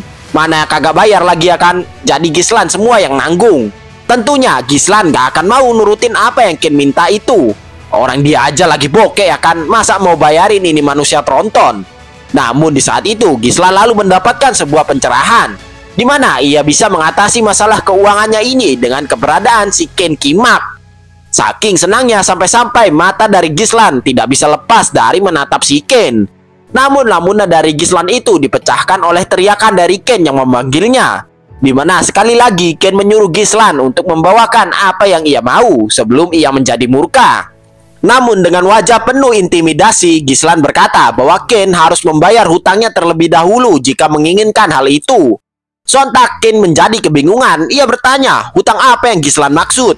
Dan Gislan langsung menerangkan semuanya dengan sangat jelas, di mana semua minuman dan cewek-cewek yang Ken nikmati itu dibayar pakai uangnya. Jadi si Ken harus mengganti uangnya tersebut terlebih dahulu. Ya sekitar 1000 gold lah. Si Ken yang mendengar itu tentunya langsung terkejut. Ia berkata bahwa semua itu bahkan tidak sampai 100 gold. Gak ngotak anjir. Si Ken berkata bahwa mereka kan teman. Bukannya Gislan melakukan itu ikhlas demi pertemanan mereka. Namun dengan wajah yang serius, Gislan menyuruh Ken untuk segera membayar hutangnya. Jika tidak, ia akan menghajar Ken habis-habisan. Sontak orang-orang yang mendengar ucapan Gislan tersebut langsung terdiam seketika, di mana si Ken pun langsung terperanjat dari tempat duduknya. Ia berkata bahwa Gislan sepertinya merasa lebih kuat dengan rumor-rumor palsu tersebut. Sampai-sampai songong seperti ini. Sambil mengepalkan tangannya, si Ken menyuruh Gislan untuk sadar diri kalau ia itu cuma beban keluarga. Dan terlihatlah Ken yang akan melancarkan sebuah bogeman keras ke arah Gislan. Namun Gislan yang dihadapkan dengan bogeman tersebut sama sekali tidak bergerak, malah nyantai-nyantai dia, ya kan? Dan wush, dengan pergerakan sederhana, Gislan pun dapat menghindari serangan Ken tersebut, di mana semua orang yang menyaksikannya menjadi terkejut. Sementara itu, Ken yang serangannya berhasil dihindari pun kembali menyerang dengan tangan kirinya. Namun lagi dan lagi Gislan dapat menghindarinya dengan gampang. Dan bruak, Gislan pun membalas serangan Ken tersebut dengan sebuah pukulan telak yang mengenai tulang rusuknya. Tentunya si Ken yang tidak menyangka hal tersebut pun langsung menjadi terkejut, di mana Gislan kembali melepaskan tinjunya ke arah wajah dari Ken. Namun kali ini tinjuan dari Gislan tersebut dapat ditahannya dengan tangan. Si Gislan yang menyaksikan itu cuma bengong saja. Tapi tanpa disangka-sangka, tiba-tiba si Ken pun langsung berlutut di tanah sambil merasa kesakitan. Dan si Robert yang satu komplotan dengan dia pun langsung pura-pura khawatir dengan keadaan si Ken. Gislan yang melihat akting payah dari mereka berdua pun menyuruhnya untuk berhenti. Lagian dia udah jelas lihat kalau pukulannya tadi berhasil ditahan oleh Ken. Namun si Robert yang jago akting tetap melanjutkan sandiwaranya, di mana semua orang yang berada di bar tersebut menjadi kembali terkejut mengetahui Gislan dapat menghajar si Ken. Gislan yang menyaksikannya cuma bisa pelangap-pelongo saja. Namun ia yang sudah menyadari trik kotor Ken dan Robert ini membalasnya dengan tersenyum. Di saat itu Ken pun bergumam ke arah Robert. Ia bertanya bagaimana performa aktingnya, dan si Robert pun memuji akting dari Ken. Dengan begini maka mereka bisa memaksa Gislan untuk berduel nantinya. Sambil berusaha mengeluarkan sesuatu dari kantong bajunya, Ken pun bergumam bahwa ia harus bisa membuat kesan yang baik dengan si Robert. Dan yang ia keluarkan adalah sebuah sapu tangan. Ia berkata bahwa inilah saatnya yang paling pas untuk membasmi keluarga Perdium. Sembari hendak melemparkan sarung tangan tersebut, si Ken berkata kalau ia akan mengajak Gislan untuk berduel karena telah berani menghinanya. Namun pak, belum selesai ia berbicara, sarung tangan milik Gislan sudah berada terlebih dahulu menempel di wajahnya, di mana Gislan langsung mengajak Ken untuk berduel. Sontak si Ken yang mendengar itu langsung menjadi terkejut. Gislan berkata bahwa Ken sudah menghina pewaris keluarga Perdium di wilayahnya sendiri. Si Ken juga telah menyerang kesatrianya sampai babak belur. Dan untuk itulah ia akan mengajak Ken untuk langsung gelut. Si Ken yang mendengar tantangan Gislan itu langsung mencabut pedang miliknya. Ia menyuruh Gislan untuk jangan menyesal sekalipun Gislan mati nantinya. Gislan yang ditodong pedang Ken yang segede gaban pun masih nyantai. Dan ia menyuruh Ricardo untuk mengumpulkan seluruh pedagang yang demo tadi. Dengan tersenyum, Gislan berkata bahwa para pedagang tersebut akan mendapatkan keuntungan yang sangat besar. Mendengar berita tersebut, wilayah Perdium yang awalnya sangat suram akibat batalnya festival pun berubah sangat ricuh tak karuan, di mana orang-orang yang sudah kecewa kembali berbondong-bondong datang untuk menonton pertandingan antara Gislan dan Ken. Para pedagang yang awalnya sudah berdemo kini dapat berdagang kembali dengan seharusnya, di mana untuk menaikkan tensi pertandingannya, Gislan juga mengadakan perjudian untuk menentukan pemenang kali ini.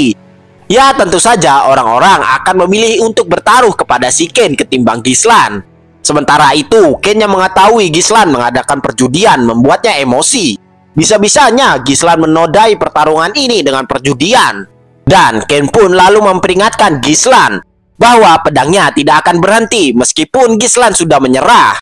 Gislan yang mendengar itu cuma terdiam saja. Ia sudah menyadari apa tujuan sebenarnya dari Ken dan Robert memprovokasinya. Tapi si Gislan mah bodoh amat. Ia tidak mau membuang-buang waktunya lagi dan menyarankan Ken untuk segera memulai duel di antara mereka. Namun di saat itu Robert pun menyela perkataan Gislan. Ia berkata kalau duel ini belum bisa dimulai karena masih belum ada yang bertaruh atas kemenangan Gislan. Bagaimana bisa taruhan ini dilanjutkan kalau begitu? Dan bandar judinya pun membenarkan perkataan si Robert, karena semua orang cuma bertaruh kepada Ken saja. Orang-orang yang menonton duel itu serentak berkata bahwa bertaruh kepada Gislan sama saja seperti bunuh diri. Ya kali masang slot ke beban keluarga ya kan, bangkrut yang ada. Gislan yang mendapat hinaan dari penduduk Perdium pun cuma bisa terdiam saja tanpa mengeluarkan sepatah kata pun. Tentunya si Ken jadi tambah songong, di mana ia mulai mengejek keadaan Gislan yang menyedihkan. Namun di saat itu tiba-tiba muncullah Sir Skovan yang membawa sekantong emas. Ia berkata akan bertaruh pada tuan muda Gislan. Gislan yang melihat itu tentunya langsung tersenyum, karena masih ada orang yang mempercayainya. Namun suatu hal yang tidak terduga terjadi, di mana kantong emas yang lebih besar sudah berada di meja perjudian. Dan rupa-rupanya Elena dan Belinda lah yang memasang taruhan tersebut untuk Gislan. Sontak orang-orang yang melihat itu langsung terkejut. Mereka mempertanyakan keputusan Elena tersebut. Bagaimana bisa ia bertaruh kepada Gislan? Sementara itu si Elena mah bodoh amat, yang penting dia mau bertaruh kepada kakaknya. Dan bandar judinya cuma bisa ngangguk-ngangguk doang setuju. Nah, karena syarat perjudiannya telah lengkap, maka pertandingan antara Gislan dan Ken pun sudah bisa dimulai. Di mana Gislan lalu menyuruh Ken untuk menyerang duluan. Masa dia yang lebih tua malah nyerang duluan ya kan? Gak fair dong. Tentunya si Ken yang melihat tingkah Gislan itu lalu terdiam. Kok ini anak tiba-tiba berubah ya? Pikir si Ken. Dan Gislan lalu mulai mencabut pedang miliknya. Di mana dengan coolnya Gislan menyuruh Ken untuk maju segera. Si Ken yang mendapat provokasi tersebut cuma memasang wajah dinginnya saja.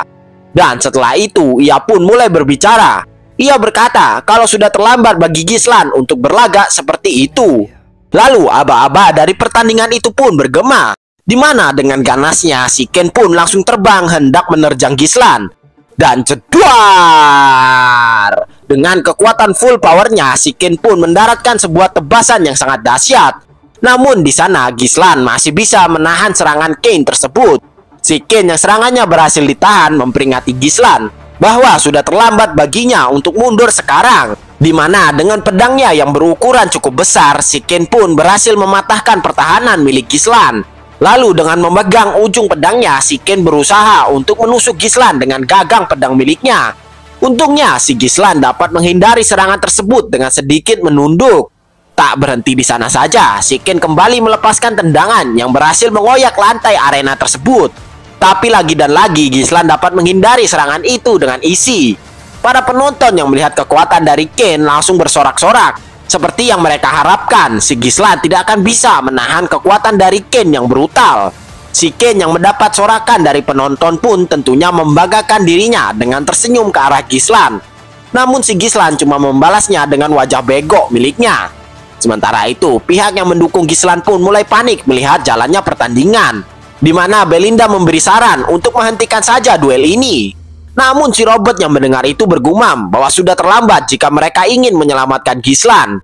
Kekuatan besar yang dimiliki oleh si Ken tidak akan mungkin bisa dihadapi oleh Gislan. Dan satu-satunya cara adalah terus menghindar. Namun dengan terus menghindar, maka stamina milik Gislan akan cepat terkuras. Dan ujung-ujungnya yang bisa ia lakukan hanyalah pasrah saja menunggu kematian. FYI, si Ken ini selalu menang pakai cara kayak gitu ya. Lalu balik lagi ke pertandingan Gislan, di mana si Ken telah melepaskan berbagai macam serangan brutal kepada Gislan. Namun si Gislan dengan lincahnya dapat menghindari semua serangan tersebut. Si Ken yang melihat Gislan dapat terus menghindari serangannya mengakui kalau Gislan sedikit bertambah kuat. Namun ia lalu memutar ujung pedangnya, di mana kali ini ia kembali menggunakan gagang pedangnya sebagai serangan. Dan jedar! Sebuah hantaman keras pun Ken layangkan kepada Gislan yang tetap bisa ditahan olehnya. Namun bukan itu tujuan utama serangan Ken kali ini. Di mana berbekal pelindung pedangnya yang melengkung, si Ken pun menarik paksa tubuh Gislan layaknya seorang malaikat pencabut nyawa. Lalu wush! Tubuh Gislan yang ditarik paksa oleh Ken pun terbang tinggi di udara. Di mana semua orang yang menyaksikan hal tersebut terperanjat dari posisi mereka. Ya sudah pasti si Robert mah seneng dengan situasi kali ini.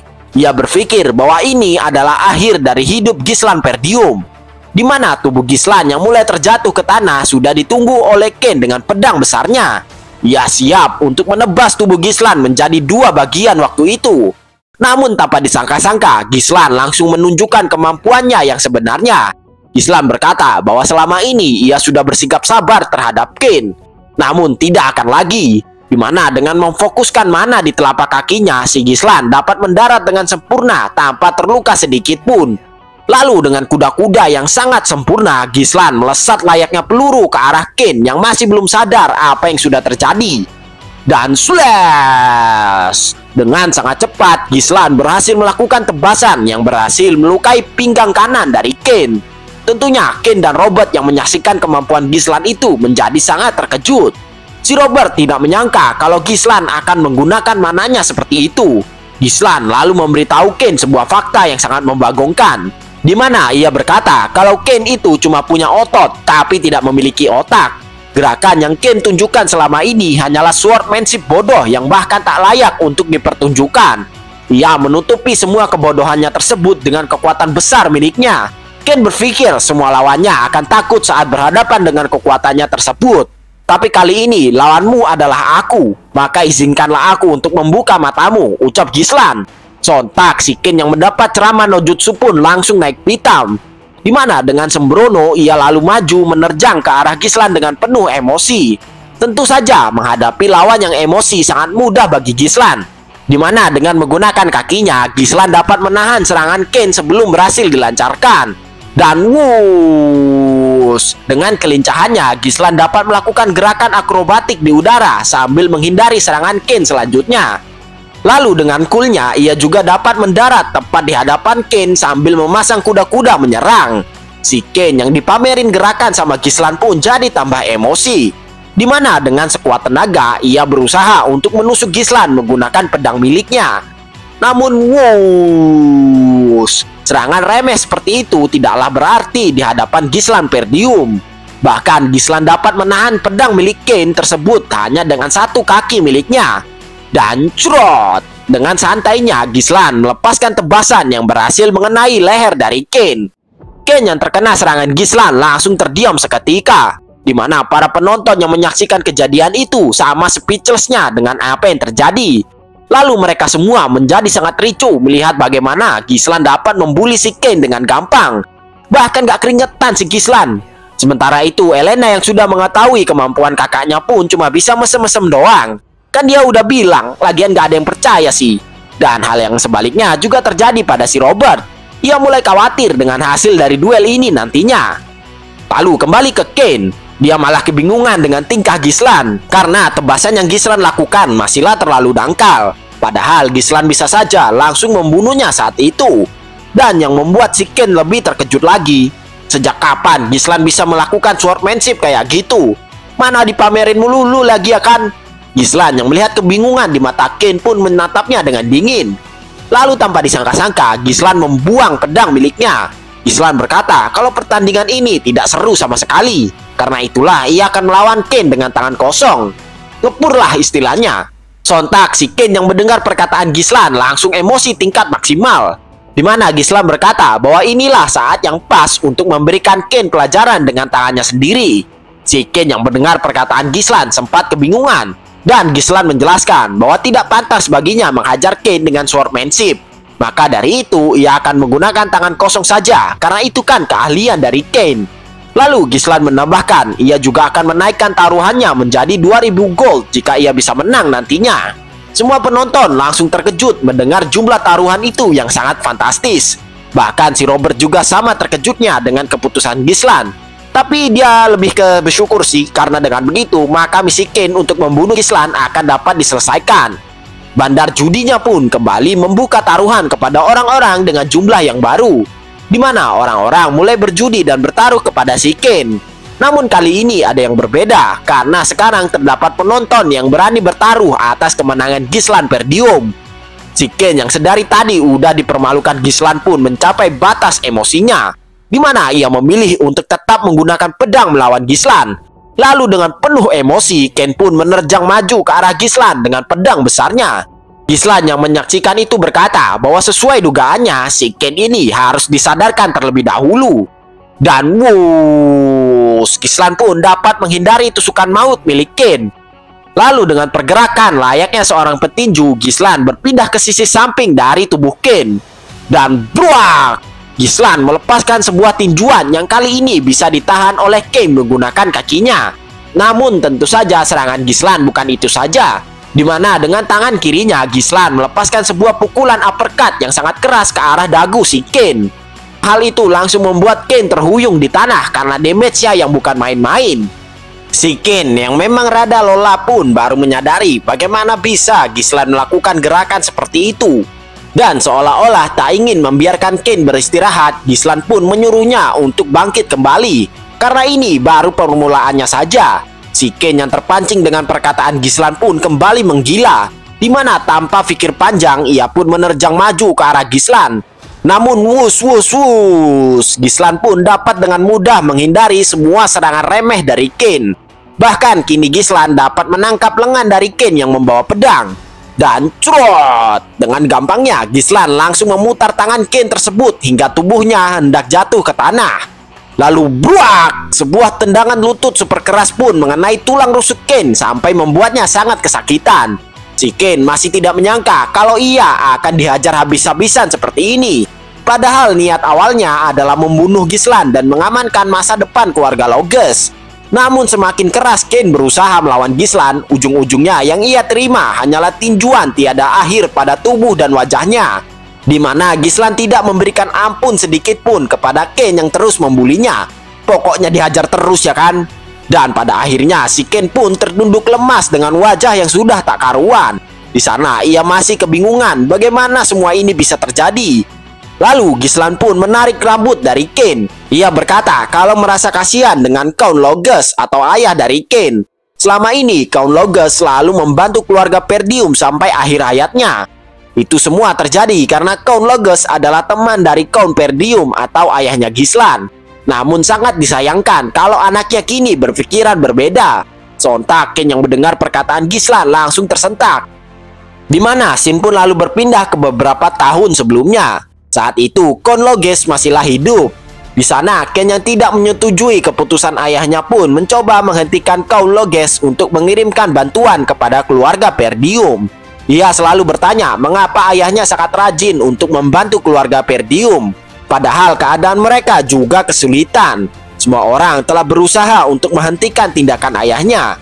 Namun ayahnya tetap bersikeras dengan membantu keluarga Perdium. Lalu Count Loges menjawab bahwa mereka adalah teman. Dan scene pun lalu kembali ke situasi sekarang, di mana Ken yang dalam keadaan babak belur pun baru mengetahui alasan ayahnya itu. Yang mana tujuan ayahnya membantu keluarga Perdium tak lain karena rasa pertemanan. Lalu terlihatlah Gislan yang akan melancarkan bogemannya lagi kepada Ken. Dan kali ini si Ken cuma bisa pasrah saja menerima serangan itu. Namun sebelum bogeman itu mengenainya, si Gislan sudah terlebih dahulu menghentikannya. Gislan berkata bahwa pelajarannya sudah cukup sampai di sini. Gislan mengulurkan tangannya kepada Ken. Ia menyuruhnya untuk segera bangkit berdiri. Sontak Ken yang melihat itu langsung tertunduk lesu, di mana ia lalu mengakui kekalahannya atas Gislan. Sontak semua orang yang mendengar pengakuan kalah dari Ken pun langsung tidak percaya. Dan keadaan pun menjadi sangat heboh saat kemenangan Gislan tersebut dikumandangkan di arena tersebut. Semua orang yang mendukung Gislan tentunya merasa sangat senang, terutama si Elena yang akhirnya bisa membuktikan perkataannya dulu. Sementara itu si Robert yang kesal langsung menghampiri Ken. Ia marah-marah kenapa Ken menyerah secepat itu, padahal mereka sudah membuat perjanjian. Namun Ken yang sudah tobat menyuruh Robert untuk pergi dari sini, dirinya sudah mengaku kalah. Si Robert yang melihat itu cuma bisa menepok jidatnya, karena lagi dan lagi rencananya telah gagal. Mana ini kesempatan terakhir ya kan? Gislan yang mengetahui Robert lah dalang dari semua ini pun lalu mendekatinya. Dengan tersenyum, ia mengingatkan Robert untuk melakukan kewajibannya. Tentunya si Robert yang mendengar itu menjadi kebingungan. Dan tanpa disangka-sangka, Gislan lalu berteriak di tengah kerumunan. Ia mengumumkan kalau Robert akan mentraktir seluruh penonton di sini sampai puas. Sontak Robert yang mendengar teriakan Gislan itu langsung jadi panik. Ia dengan ketar-ketir lalu menyuruh Gislan untuk menarik perkataannya tersebut karena penonton sudah mulai ricuh. Namun Gislan memegang pundak dari Robert. Ia berkata kalau ini adalah harga untuk duelnya dan itu belum termasuk taruhan mereka sebanyak 2000 gold sebelumnya. Dengan sekuat tenaga, Gislan pun lalu menekan pundak dari Robert sampai ia berlutut di tanah. Sambil mengeluarkan aura membunuhnya yang sangat pekat, Gislan memperingatkan Robert untuk jangan sampai melarikan diri. Karena jika sampai ia melarikan diri, maka Robert akan menerima akibatnya. Robert yang merasakan kengerian dari Gislan pun cuma bisa terdiam. Lalu dengan coolnya, Gislan pun berjalan keluar dari arena itu. Di mana Robert yang sudah kena mental ikut join sama si Kane buat pundung. Dan scene pun lalu berpindah ke esok paginya, di mana terlihatlah Gislan yang sudah mendapatkan setumpuk peti emas di hadapannya. Ini semua adalah uang hasil perjudian kemarin. Dengan uang-uang ini, maka Gislan dapat menyewa sebuah kelompok mercenari kecil. Namun ini semua masihlah belum cukup untuk mengamankan masa depannya. Karena itulah ia membutuhkan uang lebih banyak lagi. Dan di saat itu muncullah Elena dan Belinda yang menghampiri Gislan. Elena lalu bertanya apa yang akan Gislan lakukan dengan uang-uang itu. Gislan yang sudah tahu arah pembicaraan kali ini langsung bertanya berapa banyak yang Elena inginkan. Namun si Elena berkata kalau dirinya cuma mau tanya doang. Lalu giliran Belinda lah yang angkat bicara, di mana ia menebak kalau Gislan akan menggunakan uang itu untuk membelikan hadiah mewah kepada Nona Amelia. Karena sebentar lagi Nona Amelia akan berulang tahun. Elena yang mendengar itu bertanya apakah benar kakaknya itu akan membelikan hadiah ulang tahun kepada tunangannya. Namun si Gislan malah menjadi kebingungan. Ia bertanya sejak kapan ia punya tunangan. Gislan yang tidak pernah mengingat mempunyai tunangan pun lalu bertanya kepada Belinda siapa tunangannya. Belinda yang melihat itu lalu menyuruh Gislan untuk jangan pura-pura. Elena lalu menjelaskan kalau tunangan Gislan adalah Amelia, putri dari Count Rayfold. Sontak Gislan yang mendengar itu langsung terkejut, di mana Gislan kembali mengingat siapa si Amelia ini. Amelia Rayfold adalah seorang bangsawan di antara para bangsawan. Ia dikenal dengan sifatnya yang baik kepada semua orang tanpa memandang status. Berkat itu, Amelia mendapatkan dukungan penuh dari orang-orang di wilayahnya. Namun di masa depan, Amelia akan menghasut sebuah pemberontakan dan akan dikenal sebagai Witch of the North atau penyihir dari utara. Bukan hanya itu saja, Amelia juga bergabung dengan Duke Delphine untuk menghancurkan keluarga Perdium. Tentunya Gislan yang mengingat itu semua menjadi sangat murka. Ia tidak akan memaafkan Amelia berkat pengkhianatannya. Namun si Gislan langsung merubah ekspresinya, di mana ia tersenyum tipis. Kemudian Gislan pun bertanya kapan ayahnya akan kembali. Belinda menjawab bahwa Count Perdium mungkin akan tiba dalam seminggu lagi. Gislan bergumam bahwa 1 minggu itu sudah lebih dari cukup. Gislan lalu beranjak dari tempat duduknya. Ia berkata akan mengunjungi Amelia sekarang. Sontak Belinda lalu bertanya mengapa Gislan ingin pergi ke sana. Padahal ulang tahun Amelia masihlah cukup lama. Sambil menatap Belinda, Gislan menjawab bahwa ia akan mendapatkan uang dari mereka. Lalu scene pun berpindah, di mana kita lalu diperlihatkan rupa dari si Amelia. Di sana Amelia sedang melakukan kegiatan sosialnya. Ia melakukan itu untuk menjaga reputasinya yang sudah bagus selama ini. Bahkan Amelia tak segan untuk mengeluarkan banyak uang miliknya, di mana ia menyuruh para pengawal untuk memberikan tempat tinggal dan makanan bagi para warga yang membutuhkan. Tentunya dengan semua kebaikannya tersebut, para warga di sana sangatlah menyanjung tinggi si Amelia. Pokoknya pinter lah nih cewek cari muka ya kan. Dan scene kembali berpindah di kediaman keluarga Rayfold, di mana terlihatlah si Amelia yang sedang bersantai sambil ditemani oleh pengawal pribadi miliknya. Pengawal pribadinya itu bernama Bernard, bukan Bernard Bear ya. Bernard memuji tindakan Amelia yang berhasil menarik perhatian para warga. Dan Amelia berkata bahwa ayahnya, Count Rayfold, selalu menerapkan kepatuhan yang mutlak pada para warga. Namun tentunya para warga akan mengikuti orang yang dapat membuat mereka nyaman. Karena itulah ia melakukannya. Si Bernard pun membenarkan perkataan Amelia. Karena dengan begini, maka Amelia sudah memenangkan hati masyarakat sehingga dapat mengamankan posisi di perebutan pewaris nantinya. Namun tiba-tiba di saat itu, Amelia pun langsung meletakkan kakinya di depan wajah Bernard.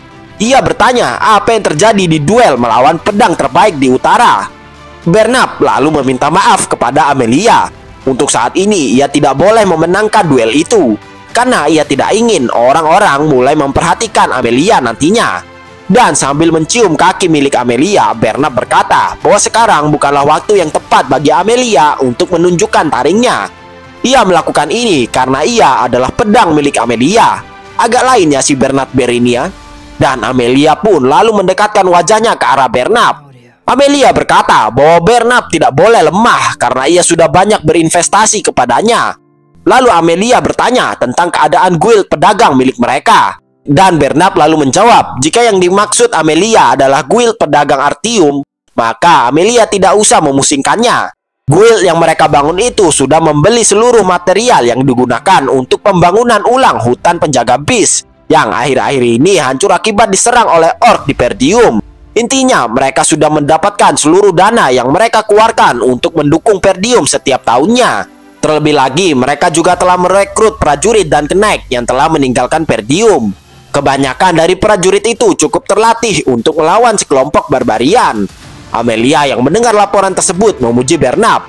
Ia juga menyuruh Bernard untuk terus menjaga penampilan guild mereka seolah-olah tampak seperti guild pedagang biasa. Identitas dari guild mereka itu tidaklah boleh tersebar sampai mereka bisa menjadi cukup kuat. Dan di saat itu muncullah salah satu pelayan yang datang menghampiri Amelia. Namun yang menemui pelayan tersebut malah si Robert. Di mana si Robert bertanya mengapa pelayan itu mengganggu waktu istirahat dari Nona Amelia. Pelayan itu lalu meminta maaf kepada Bernard. Namun ia membawa pesan bahwa Tuan Muda Gislan Perdium telah datang berkunjung. Tentunya Amelia yang mendengar itu lalu bertanya apa yang membuat Gislan sampai datang menemuinya. Dan dengan sedikit ragu pelayan itu berkata bahwa Gislan datang ingin membicarakan sesuatu yang berhubungan dengan guild pedagang. Sontak Amelia dan Bernard yang mendengar itu langsung menjadi terkejut. Dan scene pun lalu berpindah di mana terlihatlah Amelia yang sedang menyambut kedatangan Gislan. Di sana dengan tersenyum Gislan lalu menyapa keadaan Amelia. Namun kucingnya si Amelia yang malah tantrum melihat Gislan. Memang gak jelas ini koceng ya kan. Amelia lalu menceramahi Gislan yang seenak jidatnya datang tanpa mengabarinya terlebih dahulu. Gislan beralasan bahwa ia datang kemari untuk memberikan hadiah ulang tahun untuk Amelia. Bukankah sebentar lagi Amelia akan ulang tahun? Gislan meletakkan setangkai bunga di hadapan Amelia. Gislan berkata kalau ia mengambil bunga itu dari guild pedagang di dekat sini. Apa namanya tadi? Guild Artium ya? Ucap Gislan sedikit sarkas. Tentunya Amelia yang mendengar itu langsung terdiam seketika. Namun ia lalu berdiri dan menyuruh Gislan untuk segera pergi. Lagian Gislan sudah memberikan hadiahnya, jadi untuk apa lama-lama di sini? Namun dengan aura intimidasinya, Gislan pun menyuruh Amelia untuk duduk kembali. Si Amelia yang merasakan aura tersebut tentunya langsung terkejut. Ia menatap kebingungan ke arah Gislan. Bagaimana pria yang awalnya tidak berani menatapnya sekarang bisa mengeluarkan aura sedahsyat itu. Gislan lalu terus terang alasannya datang menemui Amelia. Yang ia butuhkan itu duit. Jadi Gislan meminta Amelia untuk memberinya 10.000 gold. Sontak Amelia yang mendengar itu menjadi terkejut. Ia lalu bertanya mengapa Gislan tiba-tiba datang menemuinya dan malah duit kayak gini. Bagaimana jika Count Perdium mengetahuinya nanti? Namun Gislan berkata bahwa ini tidak ada kaitannya dengan ayahnya. Amelia cukup memberikan uang tersebut padanya. Dan dengan tersenyum Gislan berkata bukankah Amelia tidak ingin menikah dengannya? Sontak Amelia yang mendengar itu langsung mengerutkan dahinya. Gislan lalu berkata bahwa sepertinya Amelia jauh lebih menyukai pengawal pribadinya itu. Hubungannya dengan pengawal itu mungkin bisa dilakukan jika Amelia telah menjadi lord di wilayah ini. Namun apa yang akan terjadi jika rencana Amelia yang telah mengumpulkan kekuatan untuk memberontak tersebar ke masyarakat? Sontak mendengar itu ada yang ngamuk, tapi bukan Amelia, si kucing yang gak jelas ini. Dan Amelia lalu memperingatkan Gislan bahwa hal itu bukanlah sebuah candaan. Gislan menenangkan Amelia karena ia bisa menyimpan rahasianya itu jika mau. Namun tentu saja tidak gratis. Amelia menjawab bahwa angan-angan Gislan itu tidak akan terjadi. Di mana Amelia lalu memanggil Bernard untuk masuk ke ruangan itu. Dan terlihatlah si Bernard yang langsung menghampiri Gislan sambil membawa pedang miliknya. Bernard sedikit berbasa-basi kepada Gislan saat itu. Melihat Bernard, si Gislan pun teringat siapa si Bernard ini. Ya, yang seperti kita tahu kalau Bernard adalah pengawal pribadi milik Amelia. Bernard merupakan seorang individu yang memiliki bakat tak tertandingi di utara untuk saat ini. Mengetahui rencana Amelia, Gislan pun memperingatkannya bahwa kematian dirinya hanya akan berujung peperangan. Apakah Amelia bisa mengatasi hal itu nantinya? Amelia dengan sangat yakin menenangkan Gislan. Ia akan membuat berita bahwa Gislan tiba-tiba menerobos masuk dan membuat keributan. sehingga pengawalnya secara tidak sengaja membunuhnya. Tentunya rumor tersebut dapat meredakan tensi yang ada nantinya. Dan tanpa basa-basi, Amelia pun lalu menyuruh Bernard untuk segera membunuh Gislan. Tentunya mendengar berita itu, si Bernard langsung mencabut pedang miliknya. Dan tak punya pilihan lain, Gislan langsung menyiapkan pedang miliknya juga. Ia bergumam kalau sepertinya ia harus sedikit serius kali ini. Mereka berdua lalu saling mengeluarkan aura membunuhnya masing-masing, di mana aura tersebut sangatlah pekat dan dahsyat. Namun di saat itu, Gislan merasakan ada suatu hal yang janggal. Dan wush, benar saja, tiba-tiba dari arah belakangnya muncullah seorang asasin yang diam-diam melancarkan sebuah tusukan.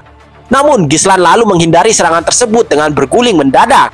Dan buah, dengan tendangannya Gislan langsung membuat asasin itu menjadi tidak berdaya. Di mana saking kuatnya, asasin tersebut pun sampai terlempar keluar ruangan. Sontak Bernard dan Amelia yang melihat itu menjadi sangat terkejut. Sementara itu Gislan pun mengejek tindakan keduanya yang tidak terhormat. Dan sambil menerjang maju, Gislan bertanya apakah Bernard tidak pernah diajari etika kesatria. Dan serangan mereka berdua lalu saling berbenturan, di mana Bernard berkata bahwa Gislan lah yang pertama kali bertindak tidak sopan. Jadi jangan menyalahkan dirinya. Bernard lalu memulai inisiasi untuk menyerang. Dengan menggunakan tangannya, ia mencoba untuk menahan pedang milik Gislan. Lalu ia melancarkan sebuah tusukan yang sangat cepat dan mematikan. Namun si Gislan dapat membaca serangan tersebut. Si Gislan yang melihat itu tidak tinggal diam, di mana dengan memutar tubuhnya, ia berhasil menendang pedang milik Bernard. Bahkan Gislan berhasil memberikan tendangan yang telak mengenai perut Bernard. Sampai-sampai ia pun harus mundur mengambil jarak aman. Bernard yang melihat kemampuan Gislan pun tentunya menjadi heran. Karena sepengetahuannya, Gislan adalah tuan muda yang tidak berguna. Namun yang berdiri di depannya ini sudah pasti bukanlah seorang pemula. Sementara itu, si Amelia pun lalu memarahi Bernard yang terlalu lama untuk membunuh Gislan. Di mana dengan wajah ngeselinnya, ia meminta Bernard untuk membawakan kepala Gislan padanya jika memang Bernard adalah pedangnya. Bernard yang mendengar perintah Amelia itu sempat terdiam sesaat. Lalu dengan mengeluarkan aura membunuhnya, Bernard menjawab bahwa ia tidak akan mengecewakan Amelia. Ia menyuruh Gislan untuk maju menyerang. Gislan yang mendengar itu malah menyuruh Bernard yang maju. Masa pengawal nyuruh-nyuruh bangsawan ya kan? Dan sembari menyiapkan kuda-kudanya, Bernard pun menyanggupi perkataan Gislan itu. Dan dengan secepat kilat, Bernard sudah berada tepat di hadapan Gislan sambil menyiapkan serangan. Tentunya Gislan yang belum siap akan serangan tersebut pun menjadi sangat terkejut.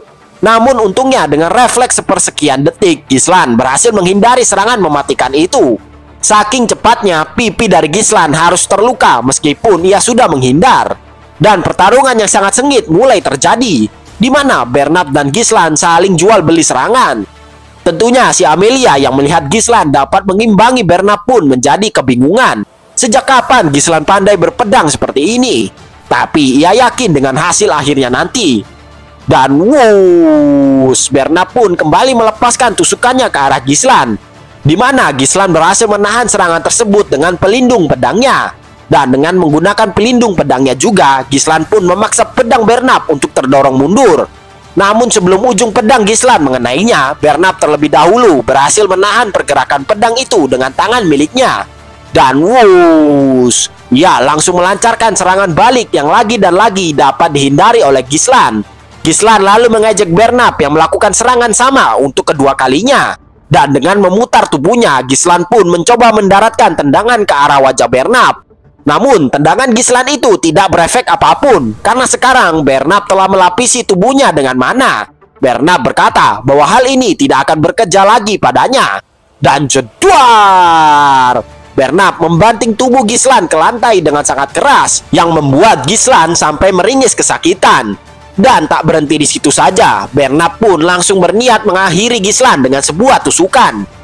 Namun Gislan yang sudah jago dapat menghindari serangan tersebut dengan memutar kembali tubuhnya di udara. Gislan menyadari bahwa selama ini Bernard masih menahan dirinya karena tidak menggunakan mana. Sementara itu, Bernard pun mengakui kemampuan yang Gislan tunjukkan. Lalu sambil membuang pedang milik Gislan, ia bertanya dari mana Gislan mempelajari swordmanship tersebut. Apakah ia mengadopsinya dari gaya bertarung barbarian? Bernard mengakui kalau gerakan tersebut akan sangat berguna di medan perang, namun tidak baginya. Dan dengan percaya diri, Bernard berkata bahwa inilah akhir hidup dari Gislan. Mendengar ocehan Bernard itu, Gislan pun bergumam bahwa ia sudah menduga kalau melawannya akan sangat sulit, di mana dengan pergerakan dan serangannya yang mengincar kepala akan sangat sulit baginya untuk menghindar. Apalagi ukuran tubuh mereka terlampau cukup jauh, sehingga segala teknik bertarung milik Gislan jadi kurang efisien. Sedari awal, Bernard bukanlah lawan yang bisa Gislan hadapi untuk sekarang. Namun sembari mengaktifkan mana thread miliknya, Gislan berkata bahwa ia tidak punya banyak waktu lagi. Dan wush, Gislan langsung melemparkan benang mananya tersebut ke arah Bernard. Tentunya melihat bentukan mana yang seperti itu membuat Bernard menjadi kebingungan. Namun bruak, tanpa ia bisa sangka, rupa-rupanya benang mana tersebut membuat Gislan berhasil menarik pedangnya kembali yang dibuang oleh Bernard, di mana itu sekaligus memberikan sebuah serangan kejutan kepada Bernard. Dan bruak, tidak menyia-nyiakan kesempatan, Gislan pun langsung memberikan tendangan lutut ke arah wajah Bernard yang masih terkejut. Si Bernard yang terkena serangan itu langsung terhuyung di lantai. Ia kebingungan apa yang baru saja Gislan lakukan. Dan si Amelia tentunya panik melihat Bernard yang dipukul mundur oleh Gislan, di mana Gislan yang masih di udara pun sudah menyiapkan serangannya kembali. Dan wush, dengan sebuah momentum, Gislan pun melakukan tebasan yang sangat kuat sampai-sampai Bernard harus kesusahan memblokirnya.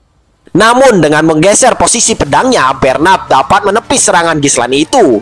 Bernard yang mulai menyadari situasinya pun meminta Amelia untuk pergi dari ruangan ini, karena dirinya tidak bisa menjamin keselamatan Amelia jika terus di sini. Dan dengan sangat serius, Bernard berkata bahwa mulai saat ini ia akan mengeluarkan seluruh kemampuannya. Si Gislan dengan dinginnya menanggapi perkataan Bernard itu. Lagian sudah lama ia tidak melawan musuh yang menghibur. Sementara itu, Amelia yang mendengarkan saran dari Bernard pun langsung berlari keluar dari ruangan tersebut, di mana ia masih tidak percaya apa yang sudah terjadi.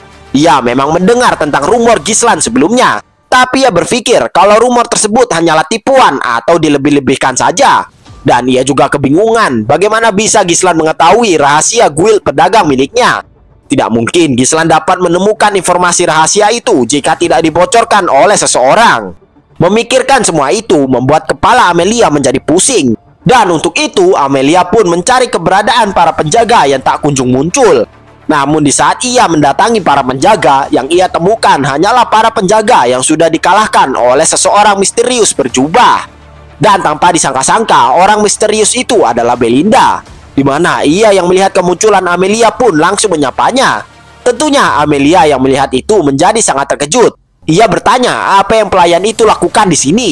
Namun dengan pergerakan yang sangat cepat, Belinda pun sudah berpindah ke belakang tubuh Amelia. Ia menodongkan sebuah belati tepat di lehernya. Belinda menyuruh Amelia untuk jangan banyak bicara. Tentunya Amelia yang melihat itu masih tidak menyadari apa yang terjadi. Dan karena merasa terganggu dengan laba-laba yang Amelia bawa, Belinda pun lalu mengambilnya. Belinda berkata bahwa ia masih sangat jelas mengingat kejadian saat upacara pertunangan Amelia dan Gislan dulu, di mana ia sempat mendengar perkataan Count Rayfold bahwa dulu saudara-saudara Amelia pernah meletakkan seekor laba-laba untuk mengganggunya. Namun Amelia malah merawat laba-laba itu dan menggunakannya untuk balas dendam. Belinda berkata bahwa ia tidak yakin tindakan Amelia itu adalah pembelaan diri atau cuma balas dendam. Namun sambil menjatuhkan laba-labanya, Belinda berkata bahwa Amelia tidak cocok dengan laba-laba tersebut. Lalu Belinda pun langsung menginjak laba-laba itu sampai mokat.